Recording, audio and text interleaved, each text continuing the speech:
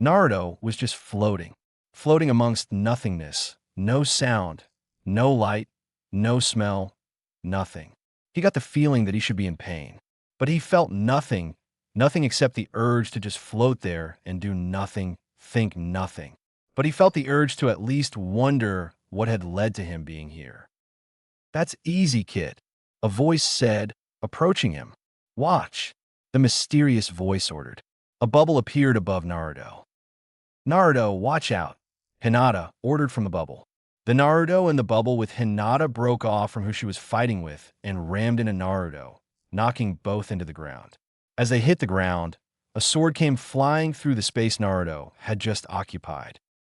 Naruto grunted in pain as Hinata was on top of him, putting pressure on several injuries, mostly stab and slash wounds. "Oh, I'm sorry," she said, rolling off of him. "We need to retreat. If we continue, we'll be killed." "Where do you think we could go?" he asked. "Our escape routes have been cut off. Before we lost radio contact, Kakashi-sensei told us that help was on its way. We have to hold out until then. But we won't last much longer. Who knows how far they are?" Hinata protested, assuming a defensive position over severely wounded comrade. "We'll just have to do our best," he said as her sensitive ears picked up a whistling sound coming towards them.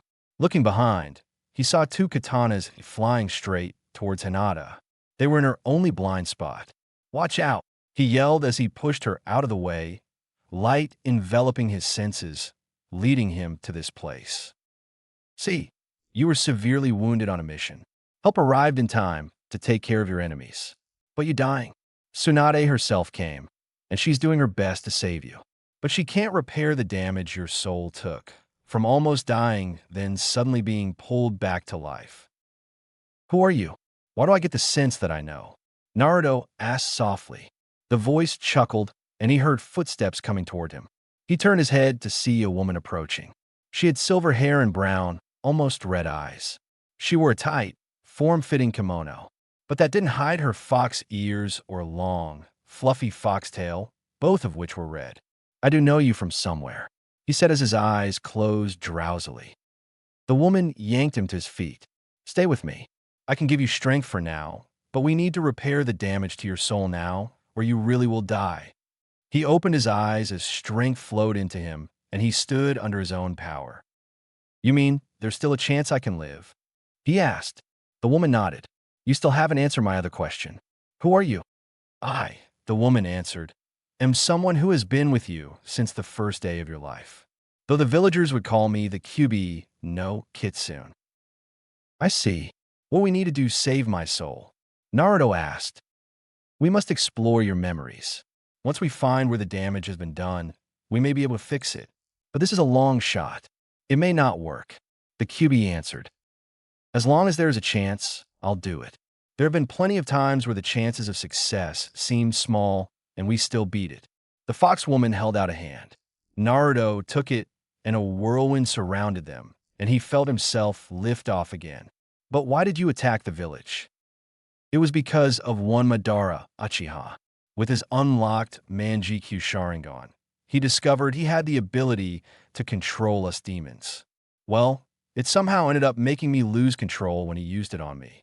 QB answered. "I see. So you aren't really a bad person then?" The QB shook her head no. "All I wanted was to be left alone in my mountain. Madara, though, couldn't accept that. He forced me to fight, which ended is his death and my still raging out of control. I somehow remembered in that state where he was from, and must have thought that they would come after me. So I went to them first." QB said sadly. "I still regret that. Even more, I regret how your own fellow villagers treated you, which was tied to my previous behavior. But that wasn't your fault. Maybe we can both get something from this today. I think that maybe you need some healing too," Naruto said comfortingly. The QB didn't answer. "We're at our first stop," she said, the whirlwind vanishing from around him. "And from now on, call me Kitsune. It's easier." Naruto nodded and looked around. He was near his apartment. "There," Kitsune pointed to the shadowy area near a corner. It was also dark too. "Is that me?" Naruto asked, faintly seeing a small shape in the darkness. Naruto remembered this day. He had been around 5 at the time. He had just wanted to go play in the park when the villagers had surrounded him. Fighting back the bitter memories, he watched it all over again. "Where do you think you're going, you little demon brat?" One questioned angrily, shoving him onto the ground. "I'm just going to the park to play," he answered. He always played at night, when the other kids weren't around. That way none of the parents would try to get him arrested for trying to kill their kids. "And how do you know our kids aren't there? You trying to kill them again?" An angry mother demanded, holding an infant close to her chest. The mother tried to calm the fussy child, who wouldn't stop crying. "I never tried to kill them," he said for the millionth time. "Why does everyone in this town think I'm some kind of murderer? I have never hurt anyone," he said defensively. One of the men in the group smacked him hard after pulling him to his feet. He went back against the wall and onto the ground hard. "If we ever catch you near our kids, you'll regret it," the mother threatened as they all walked away. He stayed still until they were gone. When he was sure they were gone, he got up, wiping away tears. He ran to the park, ignoring the pain in his knees and hands, ignoring the blood from the scrapes he had received from hitting the ground so hard. He ran all the way to the park, where he took refuge under his favorite slide, sobbing quietly. After that, Hinata found me. He remembered. She wondered why I was crying, not even knowing who I was. She treated my injuries and was actually really nice to me. It took me a little while to trust her, but she was my first friend that was my own age. He smiled, letting the warmth of this memory cheer him up.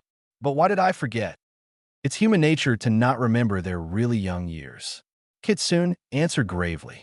This memory has come from two sources. Your subconscious, which all your memories are kept, even if you don't remember them consciously, in my memory. As I can't sleep and don't need to, I watched everything that ever happened to you. Kitsune held out her hand again. Naruto took it, and they were on their way to another memory. "Why are going to all these memories?" he asked. "You think that no one will miss you if you die. But because of the forgetful nature of human beings, you forgot a lot of the kindness that was shown you when you were younger. If you remember these, there's a chance that you'll live." Kitsune answered, the whirlwind dissipating as they stopped in another memory. Naruto skulked in the corner of the classroom, where none of the other students could see him. Many of the villagers had lodged a formal protest to stop him from entering the academy. But the Hokage, the only adult he could trust, had stopped it. He remembered overhearing the lecture that Sarutobi had given them. "You people are wrong," Sarutobi had thundered. "Naruto is not the demon. Yes, the demon is in him, but he's helpless while inside the boy. You haven't been mistreating the demon. You've been punishing an innocent boy for crimes he did not commit. I am tired of people mistreating him and blaming him for something he did not do. In fact, if anyone ever hurts Naruto Uzumaki again, they'll be hearing from and facing criminal charges." "But he's a demon," an angry woman said. She was silenced by Sarutobi's furious scowl. "He is not a demon. He's a human just like the rest of us," Sarutobi had thundered. "No, he's a demon. Give him a chance, and he'll kill us all. What can you accuse of anyway?" "Simple," the Hokage had stated. "Child abuse, falsely accusing someone of a crime on purpose, disturbing the peace, and inhumane treatment against a fellow human being. This will be a law by tomorrow. Now if Naruto ever comes to me with a complaint like this again, you'll all be arrested. And all of these crimes are good for at least 5 to 10 years in prison." After that, the beatings stopped. And even though they still clearly hated and constantly gave him dirty looks, they never again barred him from any establishments or laid even a finger on him. Kitsune smiled at Naruto's serene face. "Though Hinata and I always were friends, she's always been there for me." And Kitsune prompted. Naruto remembered her strange behavior shortly after Academy started. She always blushed and stammered, often passing out around him. "Are you saying that she likes me? As in like that kind of like?" Naruto asked incredulously. Kitsune nodded. "Yes, that's exactly what she's been saying with her body language for years now. You've just been so focused on your own path that you've shut out everything else.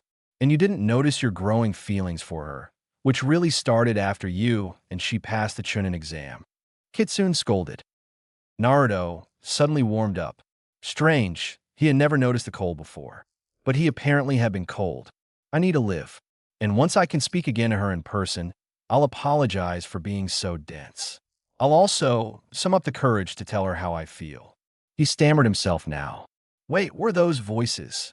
He asked, referring to the phantom voices he was hearing. Hinata, keep talking to him. It may help him stay with us. Tsunade? Naruto asked. Kitsune nodded. Naruto, stay with us. Please don't leave me. Naruto, if you die, I'll go back to the way I was, weak and unsure of myself. Naruto, don't leave us. Hinata, he asked. Another bubble appeared, and he saw Tsunade sitting next to him, her hands glowing green with healing chakra. Hinata was on his other side, holding his hand, which was covered in sweat and blood, some his enemies and a lot of it his. Hinata was also crying. Hinata, wait for me. I'll come back. I'll come back for everyone, but especially for you. I just need you to be patient. Hinata, it's working. I don't know if it's you or me, but his chances of surviving just improved. We'll both continue what we are doing. Tsunade ordered. Hi, Hoka-sama. Hinata said strongly, tightening her grip. I feel it here, he said, examining his hand, where he could feel heat and pressure on it. He stopped hearing Hinata's voice. What does that mean? He asked with concern, subconsciously closing his hand where he felt the warmth and pressure. Tsunade-sama, he just tightened his grip on my hand. Hinata's voice suddenly cried out. It was laced with hope. It means, Kitsune said sternly, that you're closer to the original goal, but still have work to do. Come on, but keep positive. She grabbed his other hand, leaving that one free for Hinata, despite the fact that she wasn't there with them. The whirlwind surrounded them again, and they were off, Naruto still clinging to Hinata's phantom hand. Kitsune, what'll happen when I wake up? Will I never be able to talk to you again? Naruto asked sadly. Kitsune smiled. No, now that we're both aware of the connection, we'll be able to talk to each other and get to know each other. Every now and then, when you're lucky, I'll bring your soul to where mine is. Naruto smiled. And believe it or not, as most people think, I'm not angry about my imprisonment. It's not only just punishment, but it's actually kind of peaceful around here. That's good to hear, Naruto stated as they landed again. He was near his apartment again, but it was a recent memory. He saw Hinata coming to his apartment with some food. She was wearing clothes she had gotten after the Chunin exam. She won't be able to hear or see me, right? He asked. Kitsune nodded. Grinning like a fox, he chased after her, following her up the stairs. Hinata knocked on Naruto's door nervously. He opened the door. Hinata, how can I help you tonight? He asked with a grin. I was wondering what you eat for dinner, she said clearly, having stopped her stammering and stuttering months ago. What I eat for my other meals, of course. Ramen, he answered indifferently. In fact, I was just about to make some. Would you like a cup of ramen? Actually, Hinata began, I was wondering if you wanted to eat something different. I brought the stuff and want to cook for you tonight. Hinata, you don't have to do that. Naruto told her. Ramen is just fine, so don't go through all that trouble for me. Hinata shook her head. It's no trouble. I want to. So will you let me? I won't if you don't want to let me. If you really want to, he said, allowing her to enter his apartment. Sorry about the mess. I wasn't expecting company. Oh, that's fine, she said, walking in. My room is also kind of messy at the moment. But that mess had been really bad. So bad she was back the next day with cleaning supplies and making me help her clean. Naruto remembered. He laughed. Though after that, you always kept the place clean, because she would come over at least twice a week to eat with you. You also started buying food other than instant ramen, so that she would not have to bring over the food each time. Kitsune added, a glint in her eyes. If there's anyone I would live for, it's that girl. He intoned sadly. I wouldn't want to make her cry. In fact, I would fight my way back from death and come back to life just to see her smile again. He said, now happily, remembering when she had started to truly smile around him. It had made her look so beautiful. And now, I'll do what it takes to go back to her, even if only for a little while. Wouldn't she still be sad if you died, though? Kitsune asked. I would tell her not to be sad, as my final wish for her. Knowing her, she would not mope long. He explained with a grin. Kitsune smiled, and the memory started to fade away, something that hadn't happened yet. What's happening? He asked. You now have completed the task necessary for you to survive. You'll be waking up soon. I won't leave you, though. I'll always be here should you need me, Kitsune said as she walked away. Kitsune, wait, he yelled as a bright white light consumed him, tinted with light green, lavender, and even some tannish brown. He found himself in the same void as before, but this time it was white, not black, tinted with many, many colors. Because I saw only the darkness in my life, not the light. I never opened my eyes to see it. Even though it was so bright, it was almost blinding. He said with a laugh, I was such a fool. He heard voices calling out to him, and he tried to go to them. But there was no gravity here, and he was having a very hard time in a zero-G environment. And when he couldn't reach them, they came to him. Naruto, the two people called in unison. Naruto recognized the voices. Hinata? Gaara? He called as they came into his range of vision. They smiled as they each took one of his hands. For a moment, he saw them as they were when they were children, and they saw him as he was when he was a child. Are you here to take me home? Hinata nodded, crying tears of happiness. Yes. Are you ready? Gaara asked. He nodded, and the light consumed him once again. Beep, beep, beep, beep. An annoying, repetitive beeping sound made him wake up. He was in a hospital. The annoying beeping must be the heart monitor. Naruto felt something over his mouth and nose, as well as a needle going into his veins. His chest, neck, arms were heavily bandaged as well. He could tell, as he was very familiar with the feel of bandages. He turned his head slightly to his right. Hinata had fallen asleep, waiting for him to wake up. Her head was on one arm, long black hair splayed around her. Her other arm was away from her body, her hand holding Naruto's. So I'm alive, he noted dully, uncomfortable in the all-white room. He noticed the large vase of multicolored flowers and smiled to himself, squeezing Hinata's hand tightly, afraid of slipping back into death. This woke her up, and she sat up half asleep. Her eyes tried to find what had woke her up, and she saw Naruto's eyes open. Naruto, you're finally awake, she half whispered.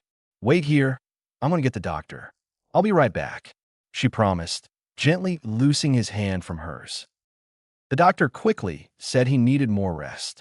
Gaara walked into the room after the doctor left. So you're alive? Gaara asked. He nodded, already exhausted. We would take off the oxygen mask, but you punctured a lung in the fight. Naruto quietly fell back asleep as Gaara spoke, smiling as he did so. Give me 1 second, Hinata said, gently lifting Naruto's head up and removing the oxygen mask. His lung had healed enough to enable him to breathe without it. Now, sit up for a little while. Hinata helped Naruto sit up. Tsunade had taken Naruto to the closest place for treatment because of serious his injuries had been. And that place was Suna, which was why Gaara was there when he had woken up for the first time. Thanks, he said weakly. His voice was a little weak due to a week of not talking. Ah, this feels better. Hinata smiled. So, we ended up in Sunaha? He asked, finally voicing the questions he had been bursting to ask, but had been unable to because of that mask. Yes, Hinata told him. This was the closest place. You and I will go back to Konoha when you're ready to travel. Tsunade-sama, though, has gone back to Konoha to report the situation. She told me to tell you to expect further hospitalization when you get back. Suna will provide an escort team to see us safely there, since you won't be able to fight. I'm sorry I worried you. Naruto apologized softly. That was not my intention. Hinata shook her head at this. I know you didn't do it on purpose, she said with a smile. Naruto, I'm just glad you'll be fine. She fidgeted in her seat. Is something up? He asked. It looks like you have something on your mind. She nodded. I've been wanting to tell you something. When you were injured, I didn't think I would be able to tell you. See, the truth is I like you, she exclaimed, mentally preparing for an emotional blow. I've liked you for a long time. but you never noticed or else didn't even care, which wouldn't be like you. Hinata, I also have something to tell you. And please don't tell anyone else. At least, not yet. Naruto confessed. You saw me in the academy. Many people called me untalented. You see, that's not true. Many people hate me in the village still. So I played the part of a dunce to convince them that I was not a threat. I actually understood our lessons perfectly, purposely screwing up in class. But I'm actually a lot stronger than I let on. Why? Hinata asked simply, shocked that Naruto would feel the need to do something like this. They hate me. They thought I was just a nuisance as a stupid kid. If they knew that I held back on purpose, or that I was a lot more to me than they were willing to see, they would have made my life even worse. Naruto answered. But why do they hate you? She asked, confusion flickering in her eyes. Remember the lessons about the demons we had in academy? He asked. Hinata nodded. And you remember learning about the man who stopped the nine-tailed fox demon 17 years ago? Again, Hinata nodded. That man was my father, unable to kill the demon. He sealed it into his only son, unable to ask someone to make a sacrifice he was unwilling to make himself. If they knew I know my heritage, it'd be bad. They hate you for something that wasn't even your fault. Hinata inquired. Naruto nodded. Life in that village was so hard for me, but I finally remembered where and when we first met. After that, life became so much easier. But your father stopped our activities together, which is why we forgot our earlier friendship. Also, my life took a turn for the worse again. Realization dawned on Hinata's face. In the park? She asked, breathless. Naruto nodded. You were injured. I heard you crying and wanted to know who and why. So I approached you to see if I could help. It took weeks for you to fully trust me. And when you finally did, we became good friends. Now I remember. My father didn't like it, not one bit. After that, he made sure we never saw each other again. Naruto smiled. But he couldn't stop us at Academy, though. You instantly recognized me, even if it was only subconsciously. Back then, when I was 5, you saw me first for who I was, not what I had in me. And even years later, you still saw me as me. But I didn't recognize you, so jaded by hurt and mistrust, even if I hid it very well. I am sorry, he said. Even after all these years, I only want one thing. Well, two things. And what are those? Hinata asked, her voice trembling, so happy that Naruto had started to confide in her at last. I realized one of them only while unconscious. I was trapped within my mind, guided by someone who had actually always tried to be there for me. He paused for breath. One, which I was always aware of, was to be acknowledged. That's why I was a prankster early on, for someone to notice me. And two, and this I just realized, was to tell you my true feelings concerning you. Hinata gasped. I always liked you. I just didn't know how to put when we were younger. And when you got older, you buried that feeling deep inside of you. Hinata finished. Naruto nodded. Maybe I can help you there. Hinata answered softly, gently taking his hand.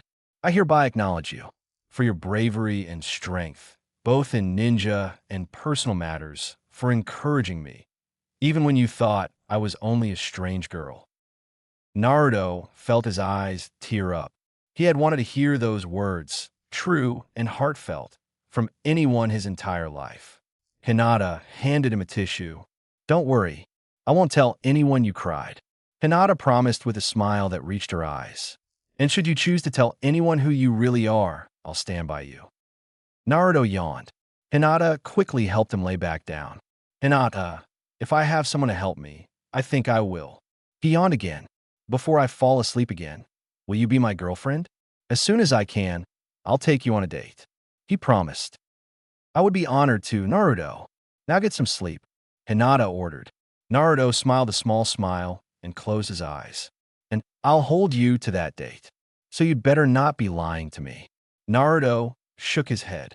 Good. I'm in need of sleep myself. So I'll see you when I come by again. Naruto had already fallen asleep.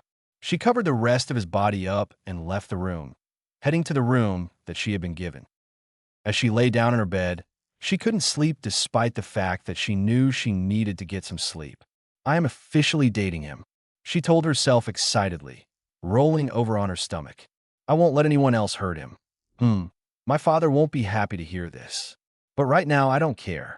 I'll deal with him later. Hopefully it just wasn't the pain medication speaking, though, she thought as she fell asleep. 4 days later, Naruto was well enough to travel. Hinata now knew it had not been the pain medication speaking the night she had been asked out by Naruto, something she was very happy to know. Gaara and his siblings were the ones who were going to escort them home. Gaara had personally taken this mission, even going as far as to get a riding animal for Naruto to ride on. I don't think you're in the need of physical exertion, he had explained, helping him up onto the riding animal. Hinata, would you be willing to lead it while you walk? Of course, Hinata said, taking the reins from Gaara. Naruto, you'll have to deal with my father once he finds out. He won't be happy to hear what we'll have to say soon. I'd wait until after you recovered for him to find out. Naruto held back his laugh, as it still hurt him to laugh. Right, I have to agree with you on this one. He was going to explain Kitsune's situation to Hinata while in Konoha. Right, Temari said. We need to get moving. She and her siblings surrounded Hinata and Naruto. On to Konoha. Hello, Kit. How are you doing? Kitsune asked from a comfy chair. Naruto himself was lying on a huge, fluffy bed. In fact, he was in a large room. In real life, still hurting. Here, though, he said, experimenting with a small stretch. My injuries don't seem to be affecting me. Still, I just want to leave the hospital. That's understandable, Kitsune replied. After all, how many times have you been in the hospital? And not just for missions either. Though by far, your current injuries are the worst you ever had. It's actually kind of good that I'm here. Otherwise, punctured lung would take months to heal if you don't die in the first few days, and even still some die when they have had the injury for weeks and are expected to survive. Ouch, Naruto stated quickly with a grimace on his face. I don't want to be stuck in a hospital for that long. Kitsune smiled at the thought. Oops, Kit. Hinata is here. She has flowers. Would you like to wake up and talk to her? We can always talk, Kitsune stated. Sure, Kitsune. By the way, thank you for saving my life. This time, and many times before that, Naruto said as he felt himself start to wake up. Naruto once again felt his injuries as he opened his eyes. Naruto, Hinata said, how did you know I was here? I was going to let you sleep. Kitsune told me. Naruto explained. And this place is boring and depressing. I need someone to lighten the place up, even though it may only be my room.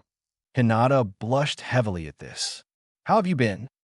Fine, now that I know you're okay. Seeing you hooked up on that heart monitor and oxygen system was kind of scary.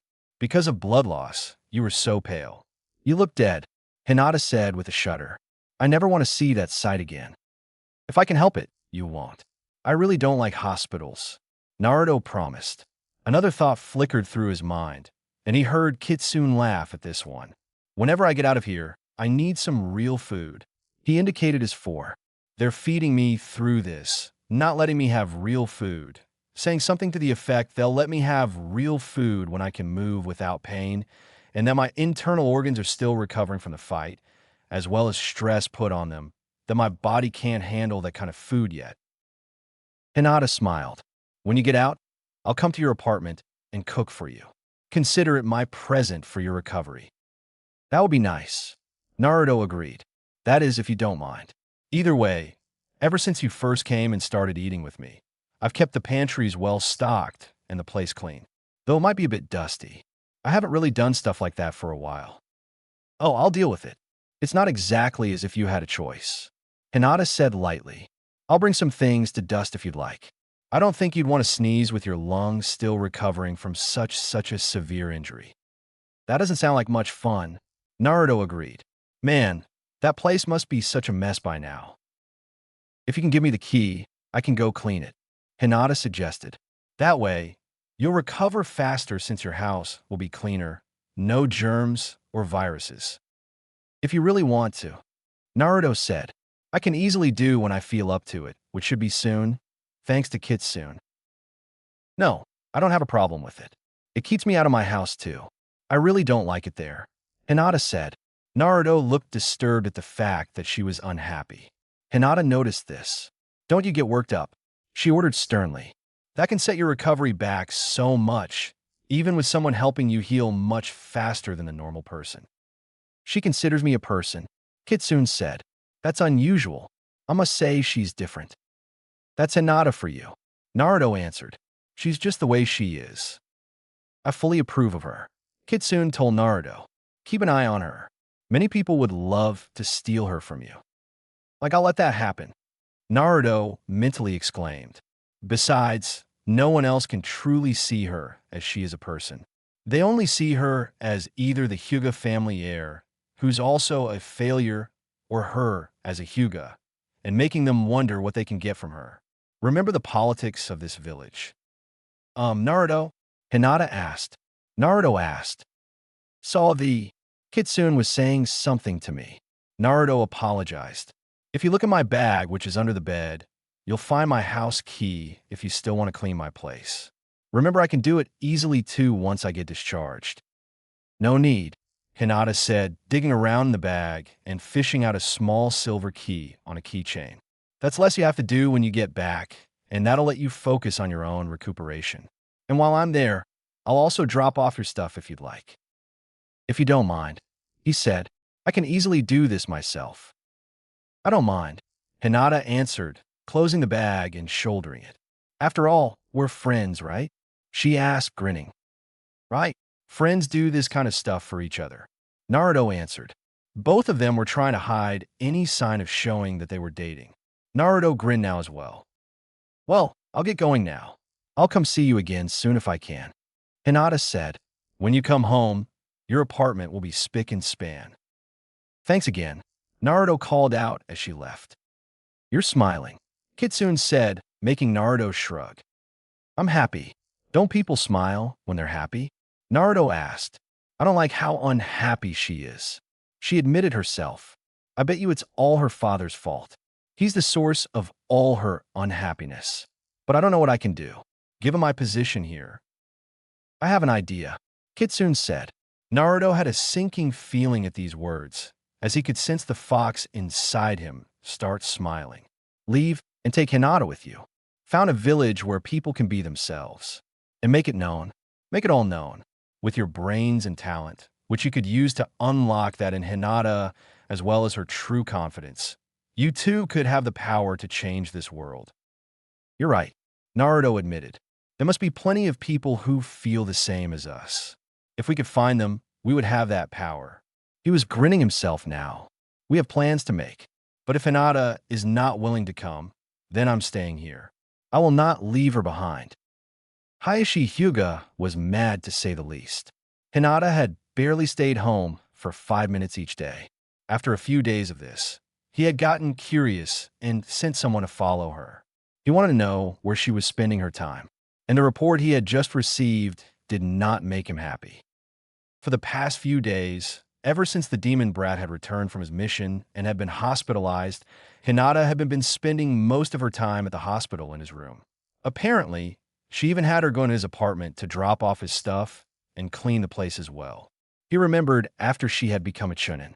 For 2 evenings a week after that, she skipped dinner with the rest of the main branch family. He realized that she must have gone to the demon brat's apartment. She had never come home hungry too. In fact, she had seemed really happy when the rest of the time she was depressed. He must have had her since then. He realized with a shock. My daughter has been brainwashed. I won't let this go any further. Even she is worthless as an heir to the clan. She's still a member of this clan. For appearance's sake, I can't let this go on. He finally got his chance to do something about it the day she came home after the demon brat had been discharged from the hospital. Hinata had gone to his apartment for the last time. As she walked into the gate, smiling, he appeared out of nowhere. After her heartbeat returned to normal, she turned to face him. She was met by an angry clan head. Father, what's wrong? She asked, scared. He grabbed her wrist, keeping it in an iron-like grip.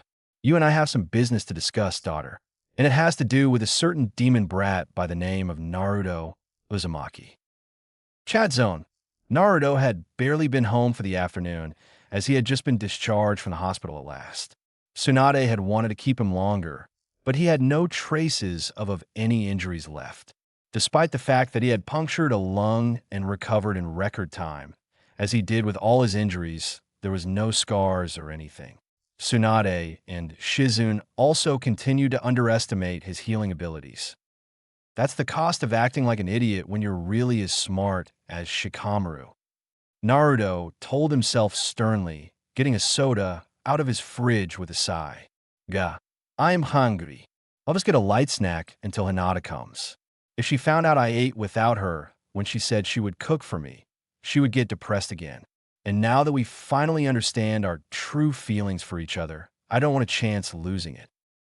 He moved to the living room and plopped down on the couch, popping his soda open and placing it on the floor next to the couch. He had considered buying an end table, but had decided against it. He had survived without one so far. He was also saving the money for something important. And until now, he had no idea what that would be. If we do what you suggest, Kitsune, we'll need all the money we can get. Don't you think this is odd? Kitsune asked. When Hinata says she'll do something, she means it. And she's way later than she usually is. Eat something now, and we'll see if we can find her afterwards. Something isn't right. Right. He went to his kitchen and ate his sandwich quickly. Let's go searching for her, he said, putting his shoes on and grabbing a jacket. He trusted Kitsune's instincts. If she said something wasn't right, then something must be up. But despite of combing all of Konoha until almost 11 o'clock, no one had seen her. The only clue they had was someone had seen her enter her clan's house, and she had never left after that. Need I remind you it's not a good idea to appear anywhere near there? Kitsune said, knowing that Naruto was about to suggest going there to see what was up. It would only make things worse if you did so. Maybe she'll show up tomorrow and explain herself. You're right, Naruto agreed grudgingly, leaning against the wall of his apartment complex. People stared at him as they saw him to seemingly himself. He ignored this. Man, I'm tired. My energy hasn't caught up to my body. Then go to your apartment and get some rest. I don't need sleep, and I can keep watch as you sleep. Kitsune ordered. Hinata would not want you to push yourself. Naruto trudged up the metal stairs leading to the second floor of apartments. Unlocking his apartment, he wearily walked into his bedroom and changed into some boxers and a white t-shirt. Night, Kitsune, Naruto said sleepily, his eyes closing already despite of how worried he was about Hinata. It seemed like only minutes later that he was woken by Kitsune, but her voice sounded different somehow. Kitsune, he asked sleepily. Look down, she said, and Naruto saw a furry silver and red fox on the floor next to his bed. He gawked. Don't gawk.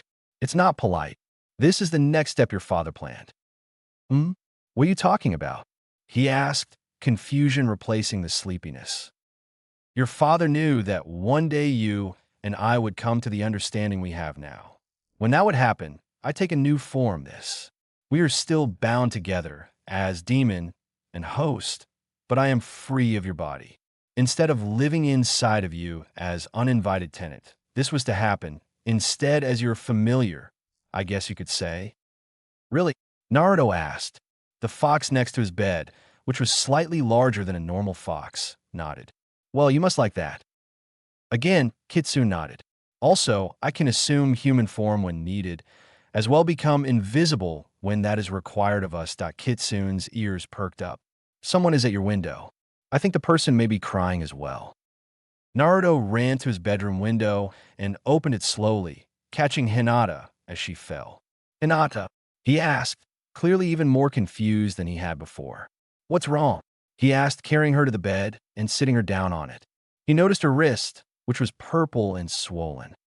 It was my father, she explained. He found out about us. He dragged me into the house by force and told me that I was not to associate with you anymore.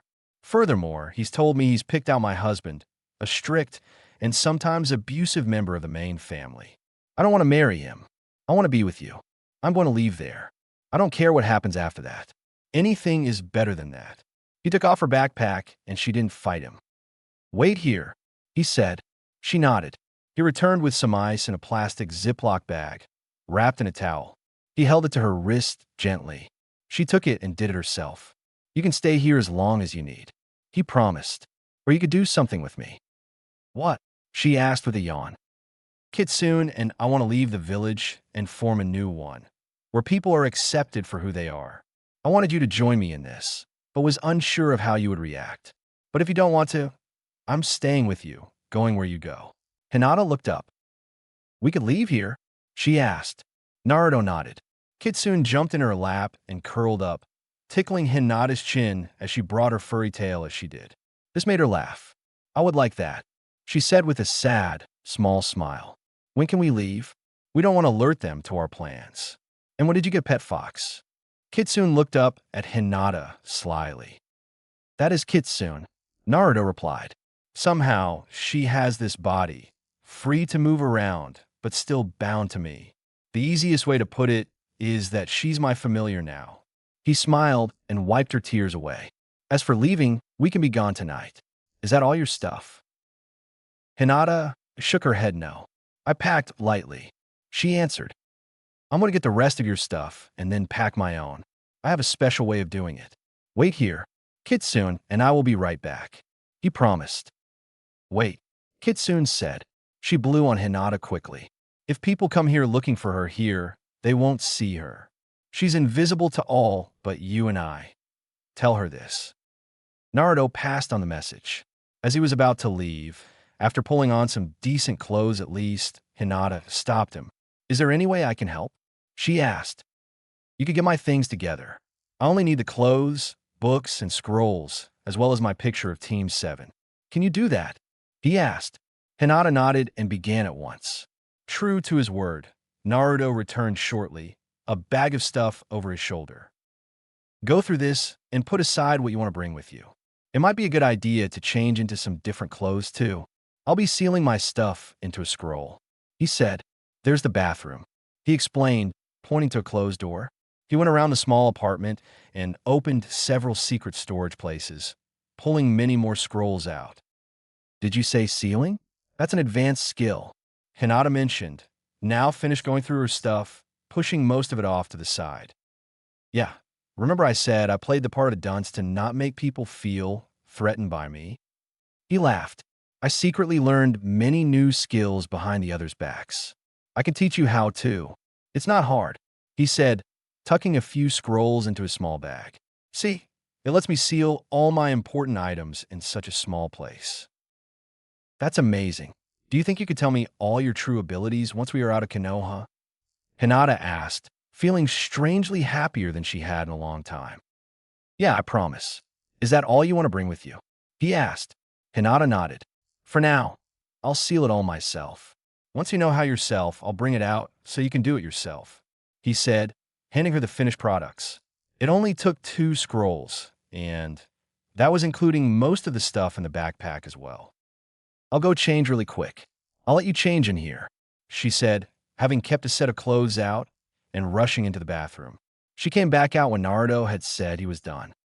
Wow, Naruto said in awe. She had pulled on some black capri pants with a light purple shirt and black jacket. Her hair was pulled into a tight bun. Thanks. It'll make people think twice on if they've seen me or not. Though I'll change into something more flattering when we get safely away from Konoha. You also look good, she added, all trace of sadness gone, replaced by determination. You look good in anything. It's your personality as well as your body and clothes. Naruto informed the blushing girl before him. Naruto wore the same type of pants Hinata wore, but he wore a red shirt with a black hood. So, you ready to go? I am. He held out a hand to her. Let's go, she said, taking it. I'm ready to be reborn, she said, both jumping in step with each other over the village walls, into a new life. Chapter 5. Hinata, we're out of Konoha now, in fact a good distance away. We should rest, Naruto said softly, seeing Hinata yawn again for the 10th time since they had left. Also, we need to do something about your wrist. I have a first aid kit somewhere. He guided the exhausted Hyuga down below a very large tree. How much ground did we cover? She asked sleepily as Naruto pulled out a first aid kit and started wrapping her wrist with an ace bandage, sleeping in a freeze patch below it to help keep the swelling down. I want to be far away from my father as we can. Naruto put the first aid kit away. We've covered several miles. He answered, I'm thinking that we can go someplace. The people there know who I am and can be trusted. He pulled out a map and showed it to her. We're about here. He pointed out, indicating a place about 30 miles east of Konoha. I'm thinking that if we go to a nearby country where my friends are, we can go to one of the smaller countries that have no ninja from there, avoiding other ninja countries if possible. Sounds like a plan, Hinata said, yawning yet again, emotionally and physically drained. Naruto set up her sleeping area and made her lay down. Sleep. I'll keep watch. He ordered kindly, setting his own sleeping area up to be ready for when he could sleep. Hinata was almost already asleep. Hinata, now fully asleep, mumbled something in her sleep and pulled him down beside her. Oof! Naruto grunted as he hit the ground. Hinata kept a strong grip on his hooded shirt and wouldn't let go. Naruto's chest was touching Hinata's back, part of which was bare since her jacket and shirt had ridden up. She smiled contently in her sleep, apparently wanting to feel body heat from someone other than herself. I'll keep watch, Kit. Kit soon said. You get some sleep too. Besides, Hinata doesn't look like she's going to let go. Hinata had rolled over and was now facing Naruto, an arm over his side. Kitsune laughed boldly as Naruto blushed madly at this. Be sure to not corrupt her purity. At least not yet. Kitsune, he whispered, blushing even harder. Fine, but I won't corrupt her. Wake me if anything happens here. I will. Now go to sleep. Kitsune ordered. Naruto decided to do that, grabbing his own blanket from nearby as best he could. Hinata had pulled him onto the top of the blanket, and it was a little chilly tonight. Kitsune, tired of seeing Naruto failing miserably at grabbing the blanket, pulled it over to him with her teeth.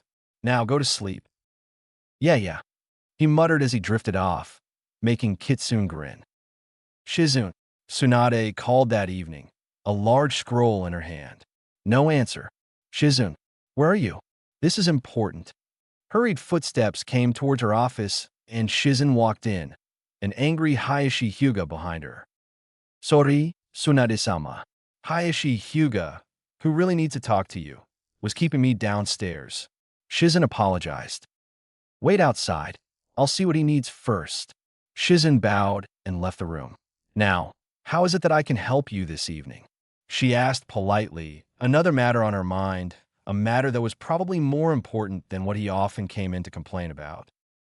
Something has happened. My daughter has run off with the demon brat. He exclaimed. What are you going to do about this? He demanded. Calm down, Tsunade ordered firmly. If you're going to be like this, you can come back in the morning and calmly tell me the situation. Hayashi calmed down. I have a few questions myself. 1. Why do you assume this? 2. Why do you care? I thought you didn't even care about her. And 3. Why do I have to do something about this? This is yours clan's problem. Hayashi took a deep breath and spoke calmly. Her stuff is all gone. She ran away.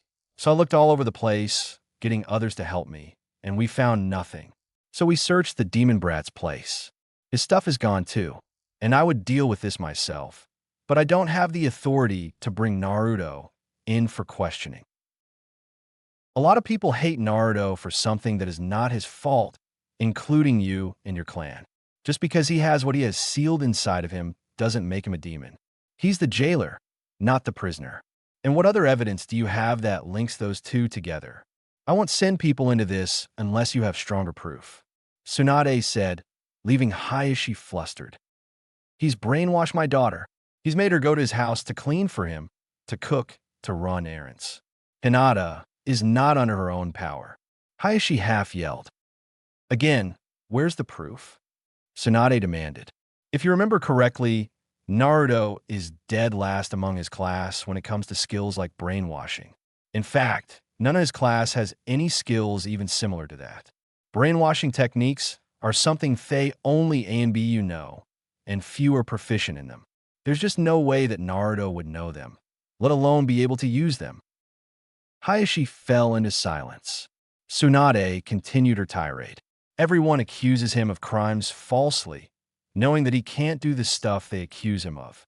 You have a few options, she declared, her voice so low it sounded deadly.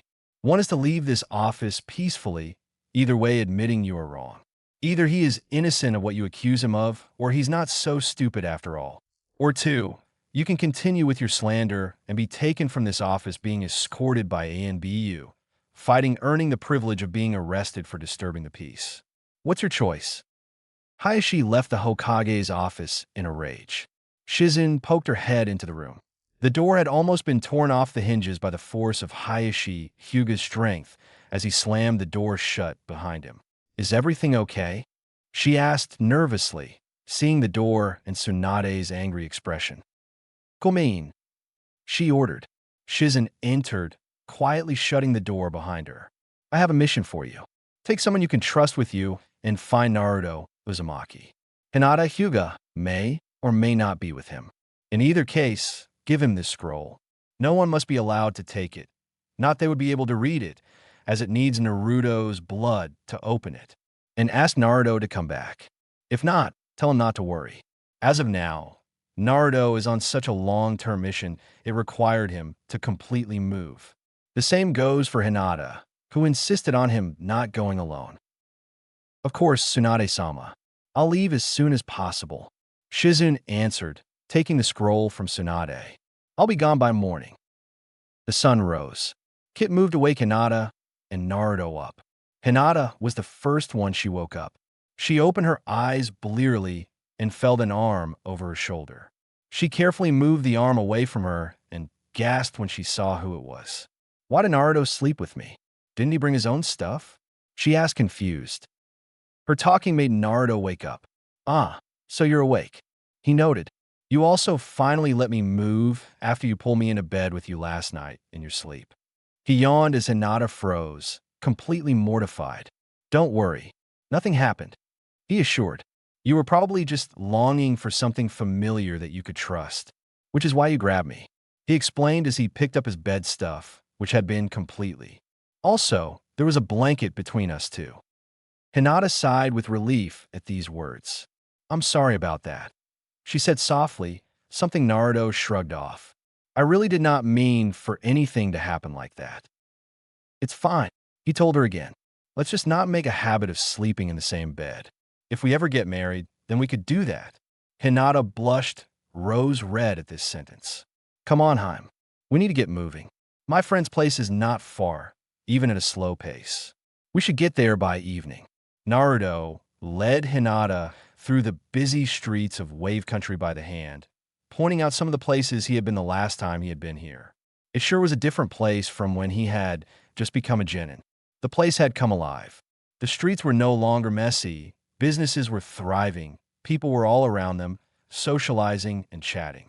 Another big change was that the food stores were full of food, not almost empty as they had been last time. Wow, this place has really come alive, Naruto said happily, trying to find a familiar face in the crowd. Unfortunately, Naruto had really only talked to a few people last time. That had been Tazuna, his daughter Tsunami, and Inari, Tazuna's grandson. The rest of the people had very actively avoided them. Not that Naruto could blame them, considering their situation at the time. Naruto? Is that you? A teen from the crowd called loudly. Naruto couldn't say he recognized the boy, but he had a feeling who it was. Inari, he replied cautiously. The teen nodded and pushed his way through the crowded street to meet the two. Though he did not know this, former Konoha shinobi. Hey, it's been a while. This place has really come alive. He commented as Inari finally reached. How old are you now? 13. Inari answered proudly.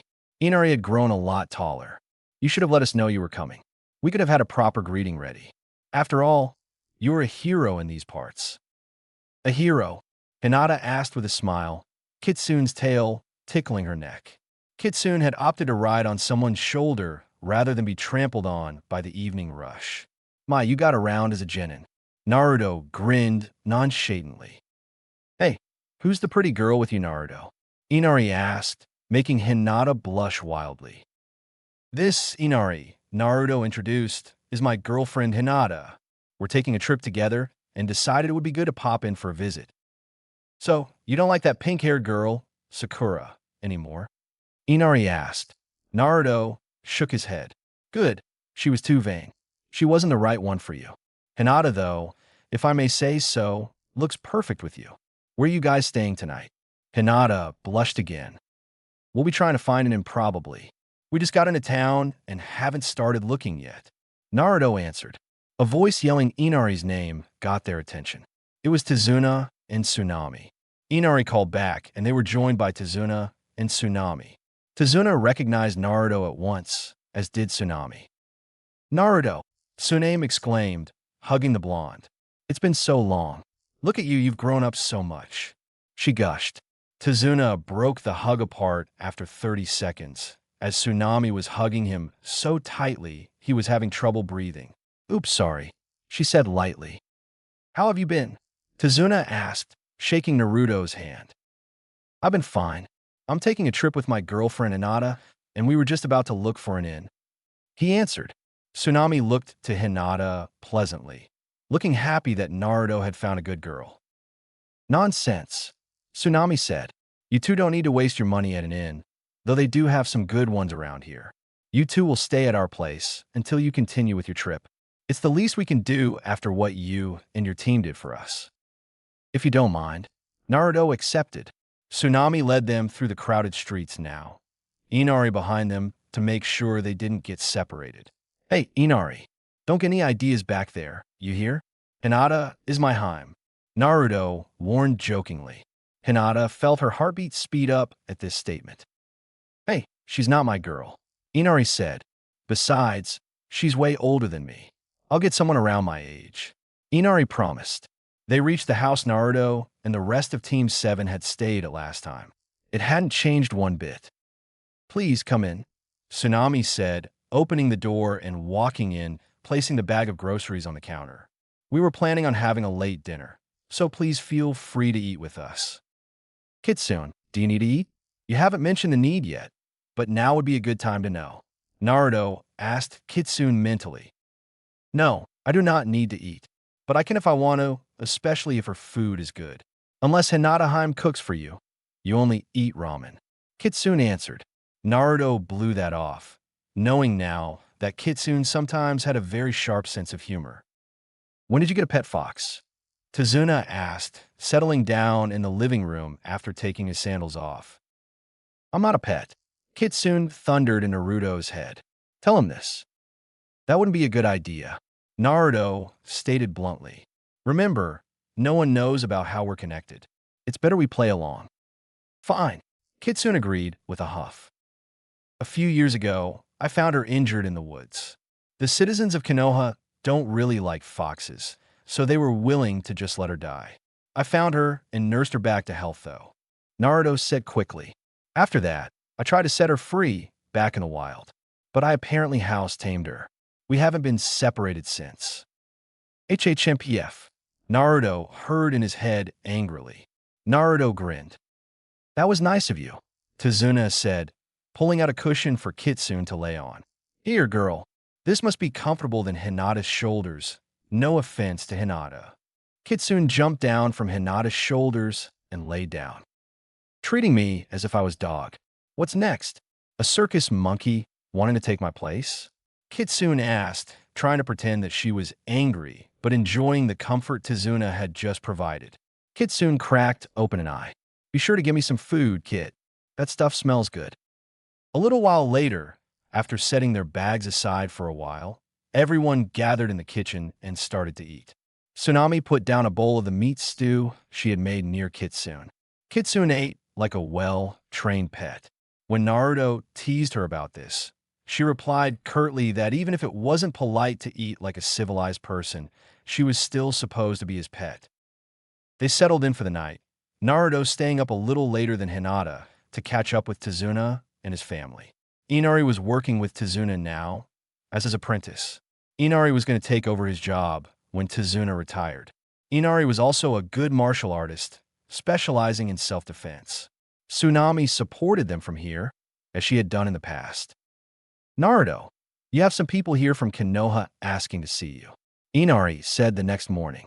They asked me to tell you that they come in peace and that they need to give you something important. Inari, please go tell Hinata this as well. I'll go see them. Naruto replied. Inari left the room, wondering why Naruto was now putting his weapons pouch on his leg. Naruto walked to the living room and peeked in, the cold expression on his face melting away when he saw who one of the people were.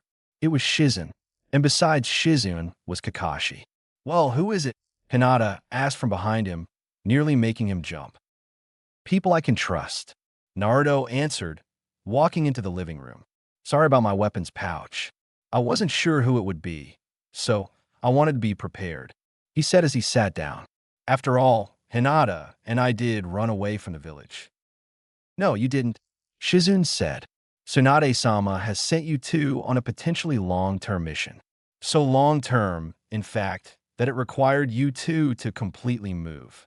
Hinata insisted on going with you, afraid for your well-being. Shizen explained. Naruto caught on, as did Hinata.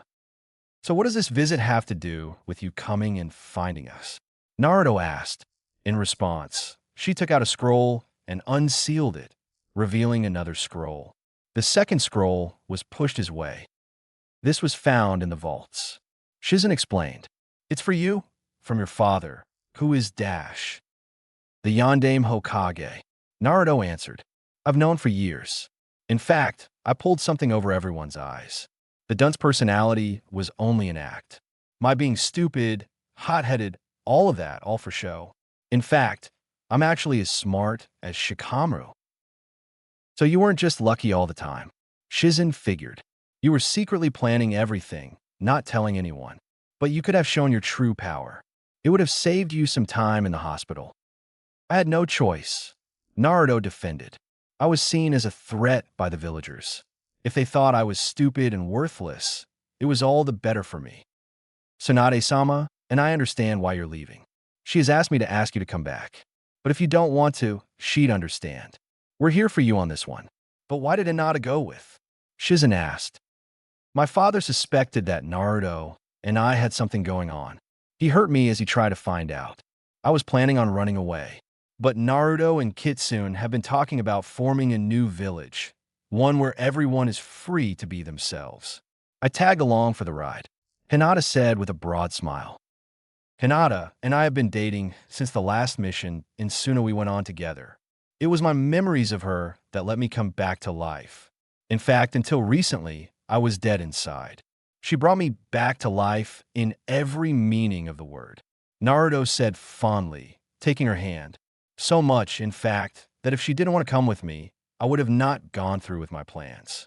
I would have stayed by her side, no matter what the cost to me. Shizen smiled. Well, my mission is done. Kakashi was supposed to protect you too, but I'll leave it up to you two on whether he joins you or not. I don't mind, Hinata said simply, but this is Naruto's mission. It's up to him. If he wants to come along for the ride, he'll be welcome, Naruto assured. We may need guidance soon anyway, if we are to form the new village. I'm going with them, Shizen. Tell Tsunade-sama that I'll fulfill my mission well. Kakashi asked.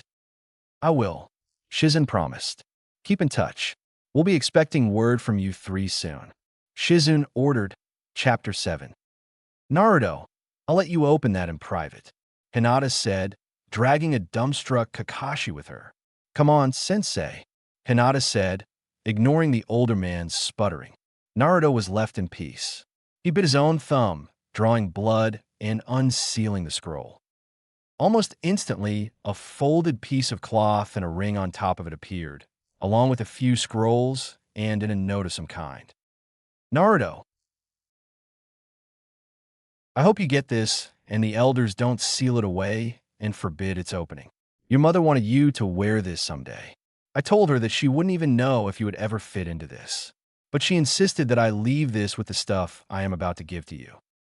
Naruto moved the ring and found a robe similar to what the Yondaime Hokage had worn, except instead of orange flames on white cloth, it was a dark blue with orange swirls.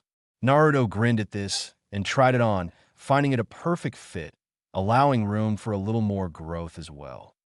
I hope it fits, though if it doesn't, it's the thought that counts. She really does love you. As for the scrolls, it's a few jutsus that only I know. I never told anyone about them. Maybe they'll help you someday. As for the ring, it's not really a ring. Well, it kinda is. See, it has special seals on it to allow it to transform into any weapon you may need. I don't know if this will be able to convey our love, but your mother put her love into that robe. We don't even know if it'll be your style. But know that while we may do some things that don't make sense completely right now, know that we will always love you. Signed, Minato and Kushina, your loving parents. P.S. Your mother may actually be alive somewhere. She left Konoha the day I sealed the demon into you. I think she knew that council would obey my last wishes and knows that you'll be taken care. Well, you were there, Dad. Naruto said sadly. I was treated horribly, which is why I'm here now.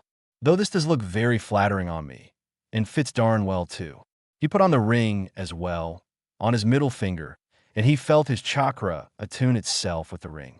Though if my mom is alive, why did she leave? He walked out of the room and found Kakashi and Hinata waiting for him. Why does that robe remind me of something? Kakashi muttered from over his Aika book. Something to do with who my Jounin instructor was when I was a genin. Naruto sighed and decided to let Kakashi figure out on his own. May I ask what the scroll said? Hinata asked. This robe, a ring, which can apparently turn into whatever weapon I may need, and a scrolls of jutsu that my father never showed anyone else. My mother made this robe. He told her, a sad looking coming onto his face as he mentioned his mom. What is it? Hinata asked gently. My mother may be alive, not dead as I was always told. He told her, but why would she leave? She knew that I would live, that I would need a parent. If she had been there, maybe my life would have turned out differently. He sighed, but if that had happened, there's a chance that we would never be. I think we would have still ended up together, Hinata said slyly, standing on tiptoes in order to be level with him. She kissed him on the lips, making Kakashi drop his book in shock. She laughed and turned to Kakashi, who was gaping at Hinata's boldness. What? Don't you remember? We are dating, she said, grinning. But that was bold, even by what I expected of you. Naruto said, well, my life certainly won't be boring from now on. Not with someone like you by my side. Naruto, on a serious note, would you like to see if your mother is alive? Kakashi asked. I know of a place that might have some information on her. Naruto turned to his sensei with a gasp. Really? Naruto asked. Kakashi nodded. It's a bit dangerous, though. Kakashi mentioned. Shikyaku. Ever heard of that place? It's also been called Suiraku. Most people are only familiar with Suiraku, though. Both Hinata and Naruto were familiar with that name. Suiraku was the place that ninja often went to when they were sick of their village.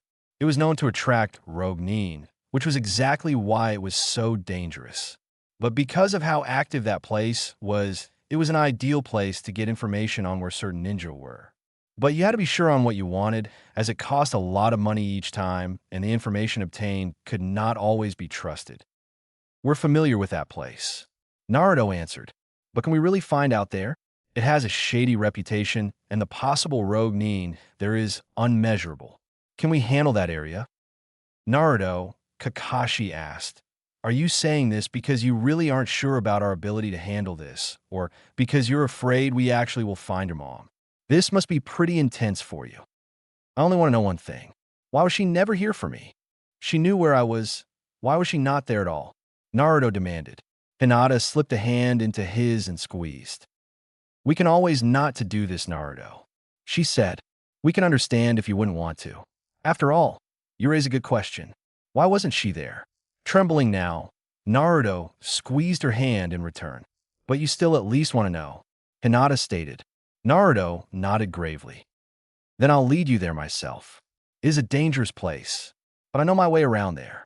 During my AMBU days, I often went there for information I had that we generally weren't knowledgeable about it. Just stay near me, Kakashi said. You two are only chunin, even if one is a genius one. We will, Naruto promised. After all, I want my answers. Chapter 8. The next day, they left the land of waves and set out for Suiraku, where they would hopefully find information that would lead them to where Naruto's mom, Kushina Uzumaki, was. Soon after they left, Naruto's thoughts were once again on his mother. He wondered if it was okay for him to wear the robe his mother had left for him.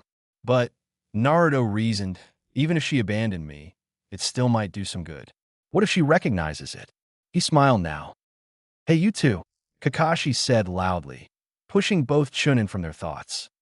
Yeah, Naruto said, doing his best to sound like his normal self. We're almost there, Kakashi told them. Remember, stick near me.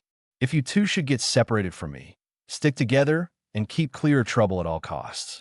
No matter what happens, we'll most likely end up together again. And that's just because of the nature of the town. He grinned. One time, while on a mission here with my sensei, I got lost and found him in the most unusual way. I let myself get captured. Eventually, he started asking questions and found and freed me. Of course, I was never really captured since I went on my own will. He laughed. Right, Kakashi-sensei, Naruto and Hinata said. Of course you weren't really captured. Kakashi glared at the two youth with him, pretending to be angry. Of course they won't believe me. After all, Naruto is used to my teaching methods. Still, I can't believe he had me fooled for so long. Who would have thought that Naruto purposely played everyone for a fool? Just like Minato-sensei. Kakashi grinned and shook his head, now approaching a pair of battered gates.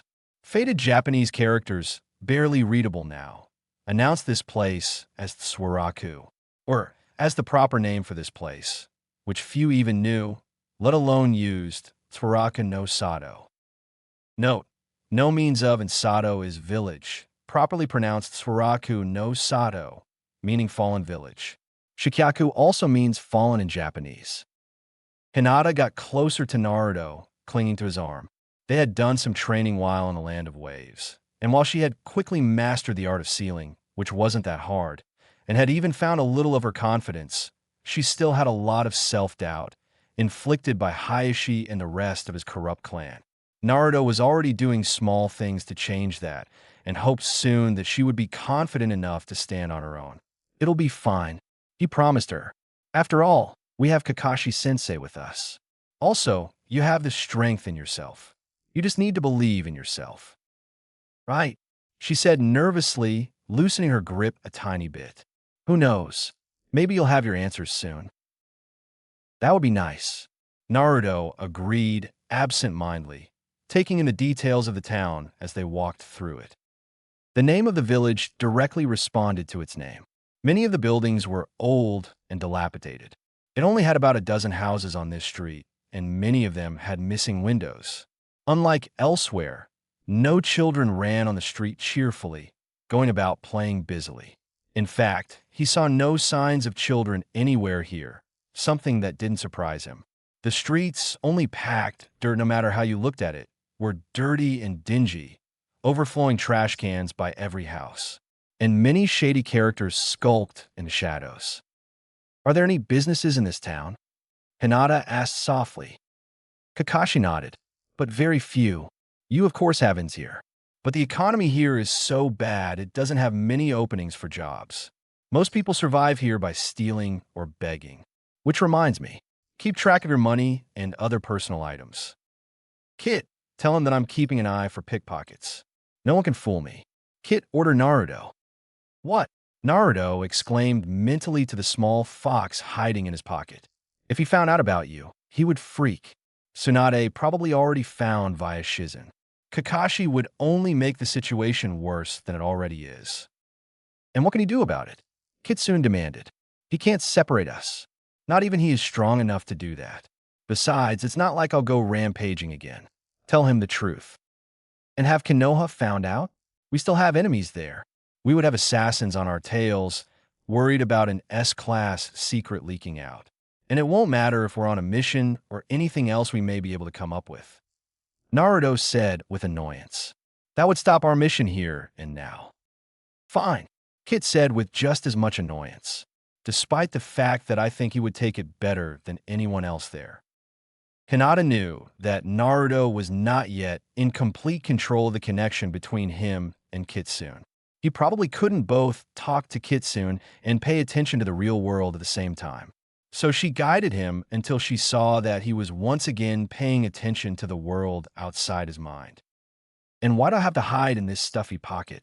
Kitsune asked vehemently. While we recently discovered my ability to change size at will, I can also ride on your shoulders invisible. Naruto inwardly sighed. I don't want to take any chances. Naruto explained. Remember what Kakashi said? A lot of these people are starving. They would take one look at you and see only meat. Even if they did stand a chance of catching you, I don't want to lose you. Something else we haven't considered yet is how you being injured or you even dying will affect me. Kitsune sighed, but voiced no further protest. She too also didn't want to risk losing Naruto. If she could, she would travel around as a human and hide him in a pocket to keep him safe. But that just wasn't possible. Kitsune sighed again, but only Naruto could hear that sigh. Kakashi cast a weird glance Naruto's way. He knew about the demon's new form and everything that entailed. Why was Naruto trying to keep it a secret from him? He had a feeling that Hinata knew of it, but he also trusts her with his life.